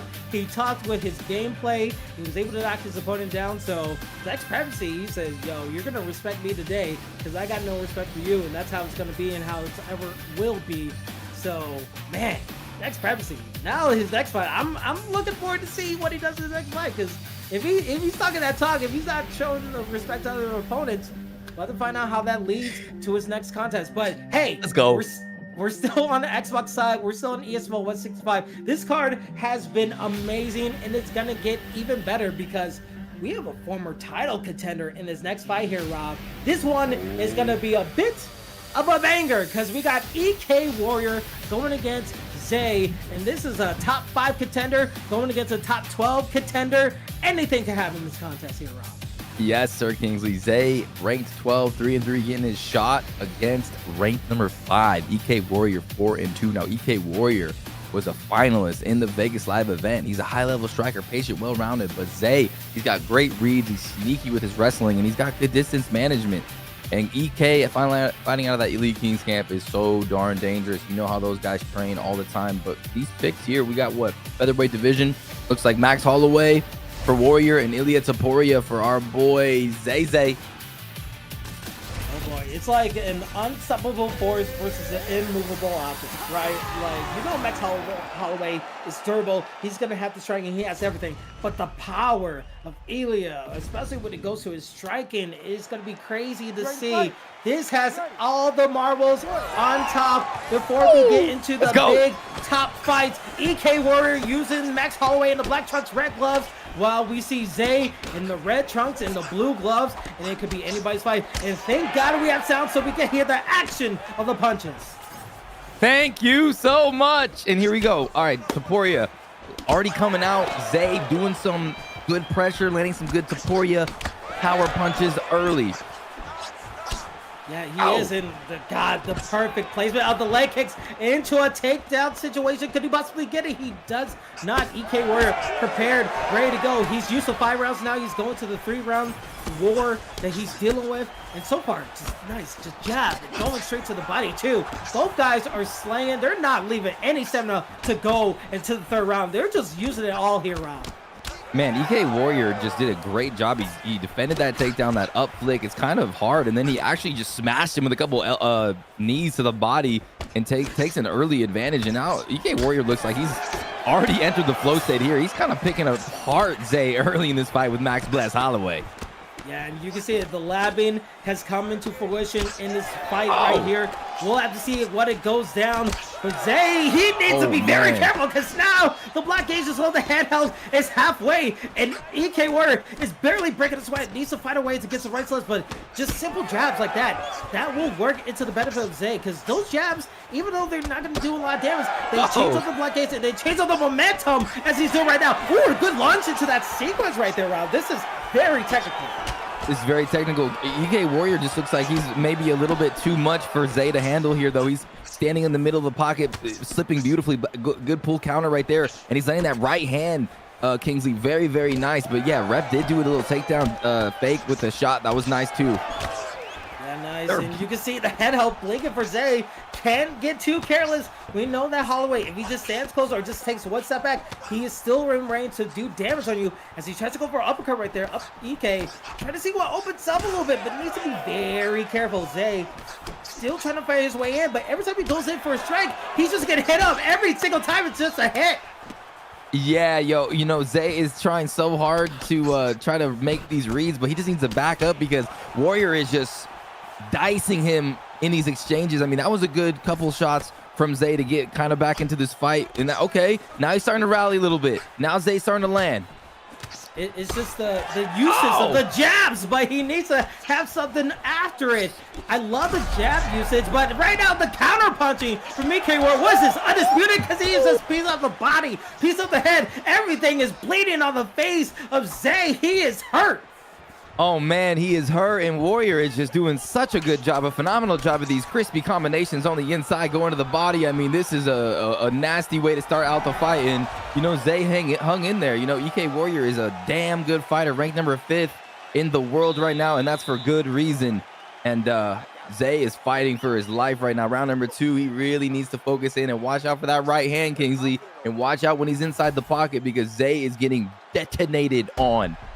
Call him TNT because he has firepower in those hands, but we know this coming from EK Warrior because right now he is a ticking time bomb when it comes to the title contendership because he lost in the last Xbox card. He lost his chance to win the title, but now it's up to him. What can he prove in his statement? He wants to prove an exclamation point. So you should have never left me out the title shot contendership. He wants to prove a point, but it's up to Zay. Can he change up the script? Can he defuse the bomb that is EK Warrior? And can he find his way back in the 2nd round? We will find out. But right now, those jabs, he needs to use a little bit more of it. Pulls, but a pull back. This is some excellent stuff here, Rob. Man, that was beautiful. Just elusive. Matrix-like head movement from Warrior. Ooh, big right hand from Rep. He lands, but the head health is just too low right now. He can't get in these types of exchanges. He has to fight perfect here. EK Warrior fighting at a crazy, relentless pace with Max Holloway. He doesn't have the most power, but it's going to start adding up. The volume is crazy. I love what Zay is doing. He's using those slips. Even though it's not noticeable, he's still getting hit. Those slips were working wonders for him. He goes for another takedown, trying to change it up, but now he's in a worse position than he was even before he went for the takedown. Holloway, EK Warrior doing such a nice job, trying to go for a high to back, get an uppercut, nicely landed, trying to go for another takedown, doesn't get it again there, Rob. Perfect takedown defense from Warrior, and every time his opponent Zay goes for the takedown, he defends it and he makes him pay with the clinched knees. And it's going to start weighing heavily on the mental game of Zay right now, who's feeling the pressure of EK Warrior, who's all on him like Leonidas.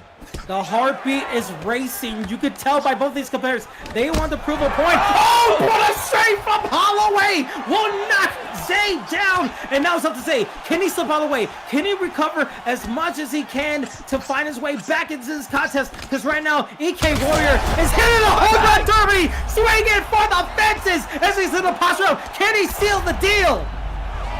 Not yet, but it's coming close. There's only a sliver of health on Rep right now, and EK Warrior is throwing crazy combinations. Bang! Another uppercut sneaks through. The head elf is down. He says, let's fight right here, right now. They're swinging in the middle. Someone bring out the BMF belt because he's pointing down to the octagon, just engaging a virtual eyes, damn it. Oh my God, another straight, just taunting him like crazy. EK Warrior says, y'all must have forgot. I ain't no loser, I am a warrior. This is Holloway, and this is the BMF belt. I'm not gonna say it.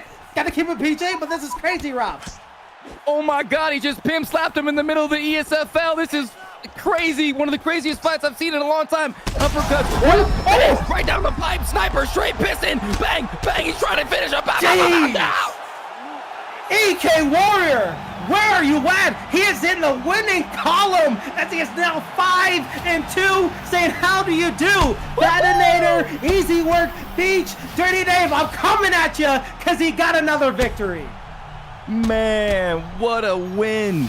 Hey, I don't care what anyone says or what happens after this. This is fight of the night in my book. Damn, he was taunting them, guys. He was pointing at the center. I was immersed as hell, and he just unleashed hell on his opponent. And you know what? If I see that in my great games, if I see someone point down and I'm already rocked 2 times, I'm like, damn, I'm just letting go of the controller. I'm letting Jesus take the wheel, and I'm like, you have it. You got it. You got me. I've checkmated. It's done.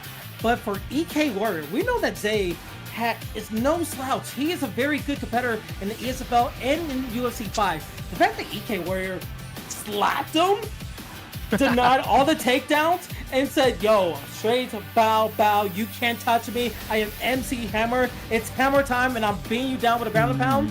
This guy is no joke there, Rob. No joke at all. Hanging tall, you know, ranked number 5 in the world, gave Zay an opportunity, but you reminded him and everybody else why he is ranked number 5, why he was an ESFL top 8 competitor, and he has his sights on the title with that sort of performance. Absolutely. But speaking of people who also have their sights on the title contender shot, because the top 10 is just a full amount of killers. And this next fight is none other than some people who want that title so bad. It is S2 Intro, who is number 9 ranked, going against EK Mixups, who is ranked number 7. So if you thought that last fight was crazy, this is the fight in lightweight that might be a big difference here, Rob. Oh yeah. Oh yeah, these top 10 guys, they're just a little bit different, a little bit more calculated, a little bit more creative. And there is Rafael Fiziev for Dat Boy Mixie. And Dat Boy Mixie ranked number 7, 3-2. He brings heavy pressure, dangerous submissions. He's got a great clinch and another EK boy. And these EK boys throughout the night have been doing so well. EK lost earlier, but EK Jero, EK Warrior training partner. So you got to think that Mixups is going to bring some freaking heat. But S2 Intro, the only loss he's had is to Zayaf, and we know how good Zayaf is. So here we go. Who did he pick? He picked Anthony Pettis from WEC. Prime Anthony Pettis. If we don't see a Showtime pick, I was excited for this contest, but now I'm even more hyped. This is going to be insane. As you said, EK Mixups in the black trunks using Raphael, and then Intro using Anthony Pettis from WEC days, the one who went against Ben Henderson in that crazy fight to seal out the WEC. We'll have to see how this all goes down, but striking against grappling, it's all up to these guys trying to look for a co-main event spot for the next Ox card. Who is going to take it? And so far, Intro, he's introducing himself with some combinations there, Rob. Yeah, for sure. Intro is fighting really well right now, and he's beating them up, man. Fiziev is just going hard right now. He's just pounding Intro. Yeah, in intro, he tried to attack the body, but needs to be very careful because uppercuts in those straights will land quicker than body shots. And you can see the slip into the uppercut from Fitiev. Oh, man. Because he's landing. That might be a trademark move, but it needs to be very careful because you use too much of your stamina or you whiff at a key moment. That might be a flash rock at any type of moment because these intricate moments could be so minute but so costly in the ring. Definitely. You're seeing that boy Mixups just cracking intro when he comes into that pocket. Stationary uppercut, stationary hook. Intro needs to be careful. Oh my goodness. That boy Mixie is dominating this fight early. He's just landing some huge shots with Fiziev, and intro is kind of bewildered here, it seems. You pepper in some elbows, you pepper in some knees, you pepper in some uppercuts, and you got a mixture for Mixups because he's just stirring the drink of intro. But intro says, you know what? I like my things shaken, not stirred. I'm going to hit you with some combinations of my own as he's able to get the right hook. But these slips, Mixup, he needs to find a way to get away from this pocket because right now those hooks are landing cleanly. Oh, there we go. Now intro kind of finding a little bit of a rhythm there with that beautiful spinning back foot. Oh, yeah, he's starting to do some damage now. Finally getting some respect from Mixie because Mixie was dominating the opening parts of that round. But now intro in this fight. This might be an all-time banger if it keeps up going on this pace. Because right now, it's just like the slips, the uppercuts. Intro using a lot of his stamina in that situation, which led to the head health and block gauge being fairly lower than usual. But with 1 minute left, Mixie, what can he do? Oh, with a leg kick, trying to bait his opponent in. Oh, trying to go for a spin uppercut. Gets punished. Oh my God, but uppercuts just slipping away. This is intense here, Rob. It really is. And Mixie's just being so simple and basic, and he's just landing very precise power shots. He's getting very comfortable and confident. You see his hands going out. He's taunting. And my man here, intro, he's a great fighter. But look at that head up. I mean, this fight is almost over in round number 1. I mean, he's so low, and this could be it. Hit him with a right, hit him with a left. That's how you get a knockdown. Can he survive for 5 more seconds? He's getting close. But that would be in. And saved by the bell. Call him Zach Morris for intro because, man, it was getting scary. That left side, you can see towards the eye, is just opened up on the eyebrow. It's going to be very tough for him to see out of it. But for Mixups, how does he continue on this momentum? Does he keep it just straight up? Because look at the combinations. Left, right, knocks it down. Is that what he needs to do to continue on in the second round? Yeah, you know, Mixie was doing a really good job at kind of just standing there, letting intro come into his range and just throwing like stationary uppercut, stationary right hook. And for some reason, intro's not making the adjustment to just back sway or just to like back step, and he really, like, I feel like he lost the fight in the first round, unfortunately. I don't know how intro's going to come back here, Kingsley. This is, I mean, that was such a big round for Mixups. Yeah, it was such a big round for Mixups, but also for intro, he tried to go for a spinning kick into another high-risky strike, and he got punished for it. Like, these strikes right here, he's using a lot of stamina, and he's not really getting a nice return of investment from doing those strikes. So, if he finds a way to make his opponent make a mistake, which Mixie is not really going to be doing, because he's staying even kill, it's going to be very tricky for him. Yeah, it's just intro's coming into the range without block. He's like trying to attack, but the Ziev is just clipping him every time. Watch intro. He comes in, he throws an attack, and bang, gets right-handed. There it is. Bang, gets uppercutted. He needs to fight more on the outside and kickbox. Right. I mean, you have Anthony Pettis from WEC. You got to use his kicks because right now the combinations from the punches of Mixie is just hurting his opponent. But another lower third that we just saw, which was the key point, I have never seen someone be 100% in body strikes as intro is trying to fight back, trying to gauge some momentum against his opponent, but 100% in body strikes landed from Mixups. That's a big, huge telling stat for both these competitors. Yo, most definitely. You know, Mixups is so good because he throws with accuracy and with purpose. He doesn't just throw. Bang! Another uppercut lands on the inside, Kingsley. You seeing this right now, and this fight is over. He's just going to his pillow.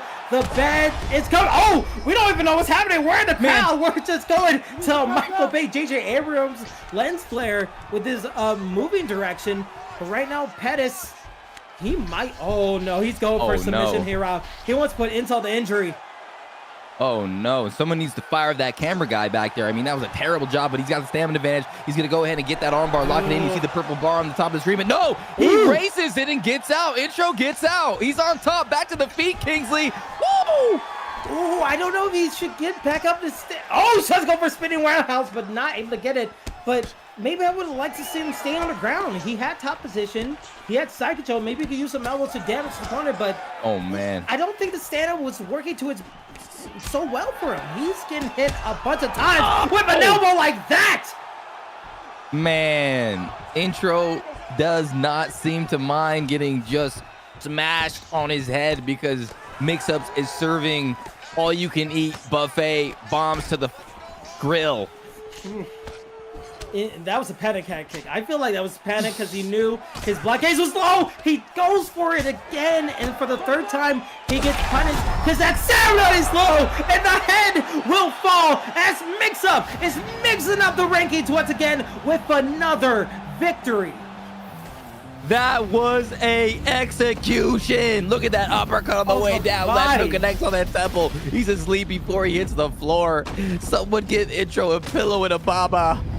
Oh my, he was flying like an eagle to the sea because he just got devastated. You saw the body just flimmed away, going straight down, just curled up into a pretzel. Mixups, for what he's been doing with his performance, I mean, we saw EK Warrior put on a clinic, but Mixups, what he did was also as equally as impressive there. Yeah, Mixup just went out there and stayed basic and landed power uppercuts, power hooks. Every time Intro came in, he landed. Intro really wasn't defending himself. He was trying to attack and box on the inside and not stay on the outside with Pettis. Very interesting strategy from Intro. But yeah, Mixups is the real deal. I mean, that guy just walked through number 9 Intro. So the future is bright for Mr. Mixups. Maybe Mixups versus, no teammate versus teammate. Oh, we can't be doing that. I was about to say, like, Warrior versus Mixups. Is having a night. I don't know if they want to have their boys face each other to bring one down. I think they want to keep both guys in the top 10, which we're probably going to be seeing later on in Xbox rankings in the midweek. But man, we are 10 fights down. Every one of them have been really great. But now it's time to get a brass tag. It's time to talk about titles and eliminations as our co-main event is ready to go. Someone is undefeated, trying to work their way to the top once again, while Easywork has been on that road before, was 4-0, lost his title fight, but now he's back again because it's EasyworkGG going against the 2-0 Beach. Yeah, Beach is going to have his hands full tonight. You know, he's 2-0. He's ranked 8. He's fighting out of the UK. He's gotten a couple big wins. He's a great player. However, he's fighting against ranked number 3, EasyworkGG. And I think EasyworkGG is one of the best players in the world right now. And if he's still training and grinding like he was before, I mean, this guy will pressure you. He will fake takedowns. He will eat you alive. And he's good everywhere. Ground, striking, clinch. He's the real deal and a future champion. And if he wins this fight right here, title implications are in his future. So right now, Beach is like, he's got so much pressure on him right now. I don't know if he's going to be able to take Easywork, but we're about to find out. He picked Conor McGregor, Easywork with Dustin the Diamond Poirier. Let's freaking go. Well, you know what they say about pressure. Pressure makes diamonds, and that's why we have Dustin Poirier in the co-main event right here with the nice trunks that he has that is going to be used against the Conor McGregor, tried and true. The matchup that we all love to see. Easywork using Dustin Poirier, trying to be a diamond into the title contendership spot, while Beach 2-0 using Conor McGregor in the blue gloves. And this is where will we see the nerves? Will we see the pressure rise to the top? Will the teapot kettle burst and scream out to say, can I get a knockout? We'll have to find out, because right now we're seeing, oh God, they're just slinging for the fences here, Rob. Yeah, and Easywork already connected early with that lead hook and the pressure. See the pressure, the speed, the way he gets out, the way he moves in. EasyworkGG is just so nasty. His pressure, his reaction time. He's a savage at EA Sports UFC 5. Yeah, a savage is what you need to be, especially when you go into the ESFL where the top UFC 5 players come to play. And you can see already, Conor McGregor working the left straight and working to the body. I love what Beach is doing. He's playing a little bit. Oh, he misses and almost gets super punched by Easywork. Easywork is going to find that from the hitbox and able to capitalize. But that's something you need to be very careful about, just slipping and not really getting the full hitbox. Yeah, 100%. You got to be careful. And some good things going in the way of Beach is he's doing good damage on the block. The green bar, the gauge is getting, kind of pummeled by the power of Conor McGregor, but he's stuck against the cage and he's getting pinpointed. He's getting pin shot. He's getting ping ponged right now. Yeah, you could call it table tennis because these guys are going blow for blow with their heads and trying to find a way to get a punch. Nice. But a nice body kick, a spinning kick with nice. a counter punch flashing for one of our competitors right there. But Easywork still pressing forward, still having his face to face with Conor McGregor, while Beach, he's still playing a little bit of a counter puncher. He's accepting the pressure from Easywork and trying to find a way to get capitalizing punish. You see him trying to load out the uppercut right there, Rob. I do, and you know, Beach is performing right now. You can see all those shots that are being blocked by Easywork, those are connecting to the block, and his block is getting deteriorated, but he does land a good shot there. But Beach is fighting very well. He's in this fight right now, and Easywork's so good. There's a takedown, and he gets it. That's not good, because Easywork is so good on top. The ankle pick will do wonders, and we saw Dustin Poirier do this last night for a hot second, able to get denials against Islam. But right now, when you're in the ESFL and you're going against Easywork with all these elbows, 8 in a row, I'm thinking you got to find a way to get out of this situation if you're a Beach, because you were doing well with striking, but denials like that will make it even worse.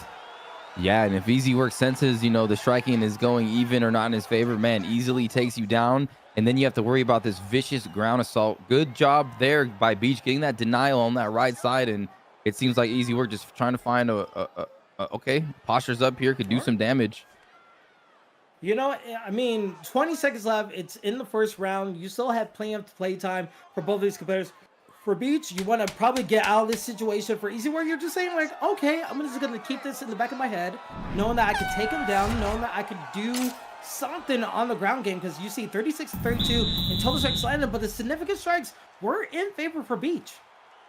Yeah, you know, Beach was doing a good job on his back foot, and that's probably why Easywork elected to go for the takedown. You saw that early exchange there kind of set the tone for Easywork with that lead hook.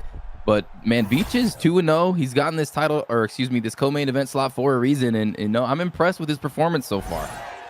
Yeah, and we'll have to see if he continues on that impressive performance in the second round right here, because again, this is a title shot eliminator. Whoever wins this will possibly have the next title shot in our next Xbox ESFL card. So everything is on the line for both of these competitors, while Beach still trying to stay undefeated, gets his leg caught, gets his back to the cage, but it seems like he's more comfortable, even though he's going to the center of the octagon, it feels like he's more comfortable being on the back foot a little bit more. Oh, but he can't be comfortable with that there, Rob. Again, with that same combo, connects though and drops McGregor. Big moment in this first round, and now the pressure is coming. Easywork's gonna consume this man, but ooh, he's still throwing bombs. A beautiful slip back from EasyworkGG, but he is all over Beach right now. Ooh, look at the fake takedown. Oh my God, he is in his head. He is shining bright like an absolute diamond for Easywork. He is doing so great with these hooks, even getting that black ace low and just mowing his opponent down. That knee will give some benefit for Beach, but Beach, you know, he hasn't been familiar with losing in the ESFL, so this is a whole different territory for him as he gets taken down again into side control, and that is devastating, especially with 3:03 left.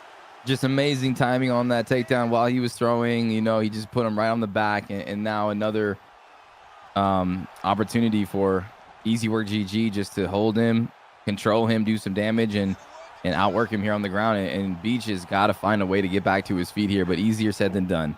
Yeah, very easy, easier said than done, indeed. But for Beach, he's not 2-0 for no reason. He is able to try to withstand this, or he knows what he needs to do to find that area of victory. It's just that Easywork, he was 4-0.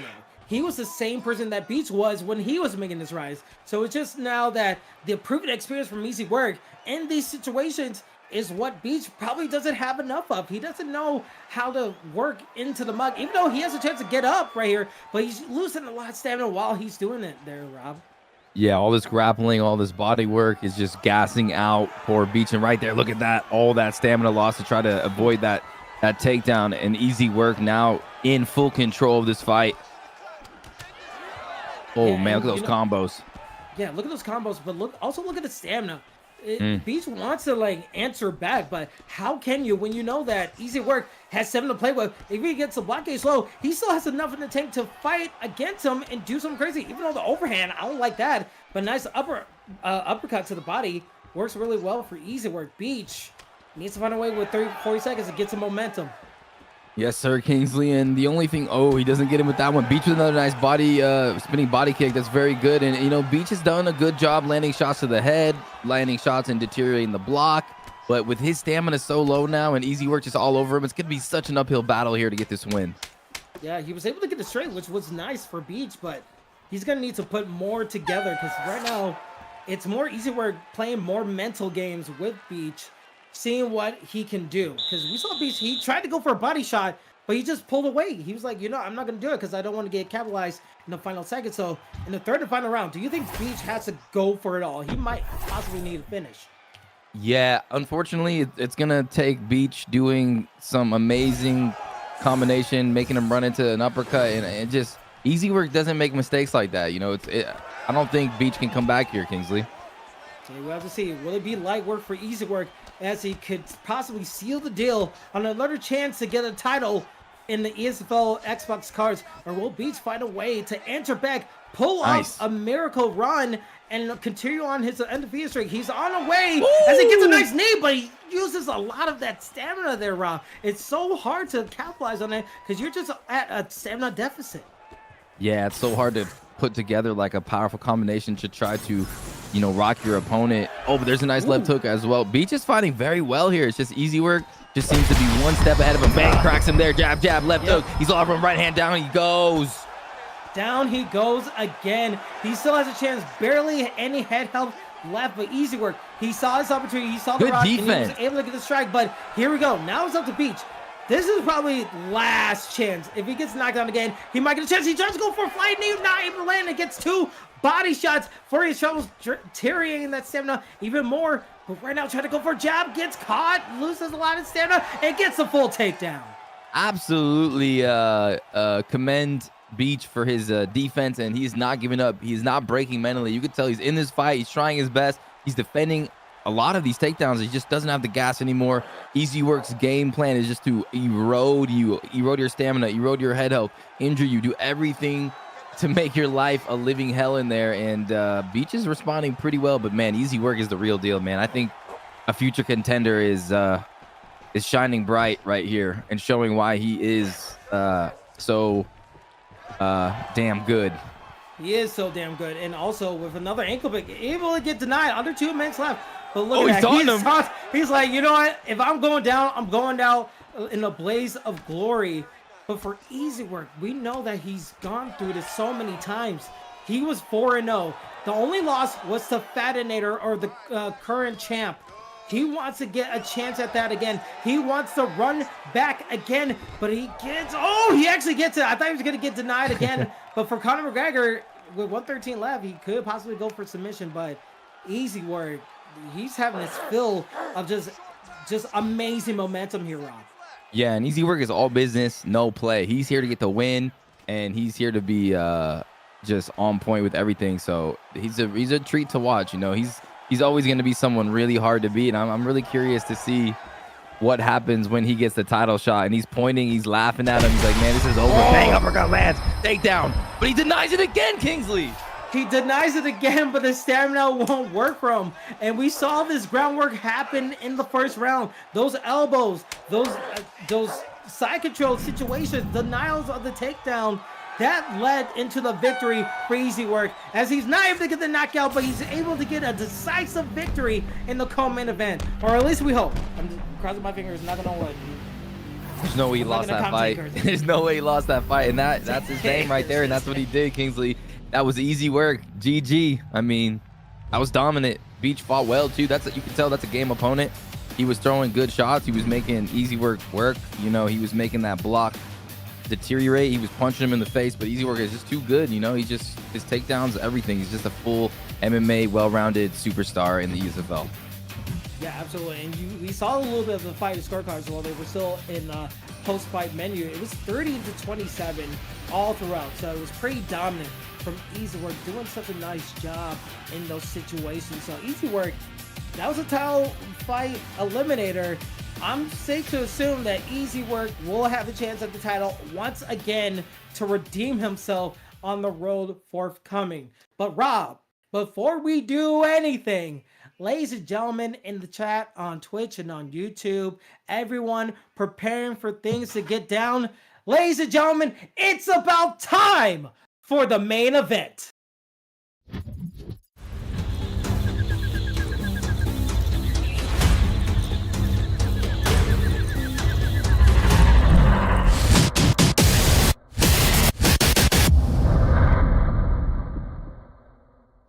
That's what it's all about, because this is the main event. The Xbox title is on the line.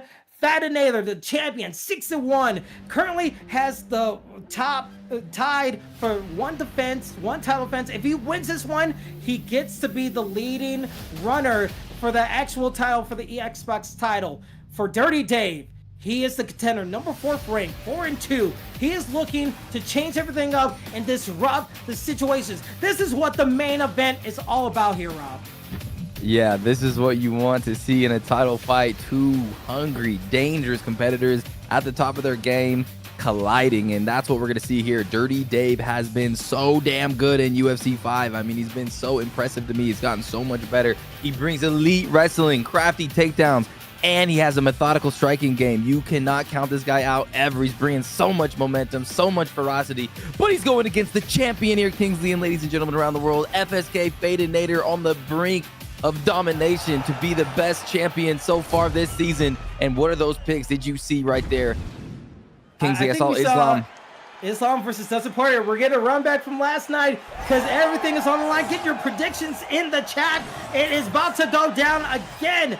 Dustin Poirier being used by DirrtyDave, trying to break the streak of Fadanator, trying to become the leading contender against Frosty, trying to break the tie from his title defense. This is what it's all about. It's 5 rounds, and we'll have to see what goes down because this main event is going to be here. And right now, already combinations for Fadanator. We know that he is so skilled when it comes to his combinations, especially in the first round. Oh, yeah. Coming out with some good pressure, some lightning combinations, throwing vicious bombs on Mr. DirrtyDave and testing his chin early. Yeah, testing his chin early. And unfortunately, for people who play Dustin Poirier right now, you're not going to get that buff of like take down the fence and all the things that you saw in the last night's fight. Meanwhile, Makachev, we know that he has wrestling out the wazoo, but his striking is what sets him apart from maybe say a Habib in his dominance. Right now, Fadanator says, if you want to take the championship, you're going to have to take it from the best, and that's what DirrtyDave is trying to do, especially when he's trying to use those leg kicks. Man, can you imagine competing in a title fight in the ESFL? I mean, this is insane. I can't believe it. These guys are fighting so well early, and it's Fadanator, the champion, I think, getting the better of these exchanges and just fighting so well on his feet. Yeah, and you can see Fadanator, when he's coming into his opponent, he's blocking low. You see that movement right there? Usually when you're in a rank game, you see a lot of people block high because they don't want to get hit in the head. He's like, you know what? I know what you're trying to do with the leg kicks. I know what you're trying to do with the body shots. I'm not going to let you have that opportunity because I'm going to go in and you're not going to tag me on my head. Yeah, you don't want to get tagged in the head because you might get put to bed, so they got to be on it. Ooh, look at that sneaky uppercut from Fadanator. Digging to the body, just all over the challenger here, kind of overwhelming DirrtyDave in the striking department early. You know what? You got bars. Fadanator has hands because right now he is working that body to perfection with his striking. And now it's up to DirrtyDave. Well, can he answer? He's using jabs, which is nice. Open up with a nice double jab and get some counter shots. That is the boxing that we know Dustin Poirier has. Ooh, stings him right there and backs up the champ a little bit. DirrtyDave having a little success. Throwing good combinations, and the champ throwing back, jab, left hook. Oh, he's connecting on him, but he's trying to pivot away. That was a crazy sequence. I thought we saw DirrtyDave was going to attack the body a little bit because the stamina was very low. But right now, just both guys swinging for the fences a little bit. What's up to DirrtyDave? Can he crash the party of the ring? Can he crash the party of his opponent working towards the head? Because he's getting that blockage low, but with 43 seconds, he's going to need a lot more to do.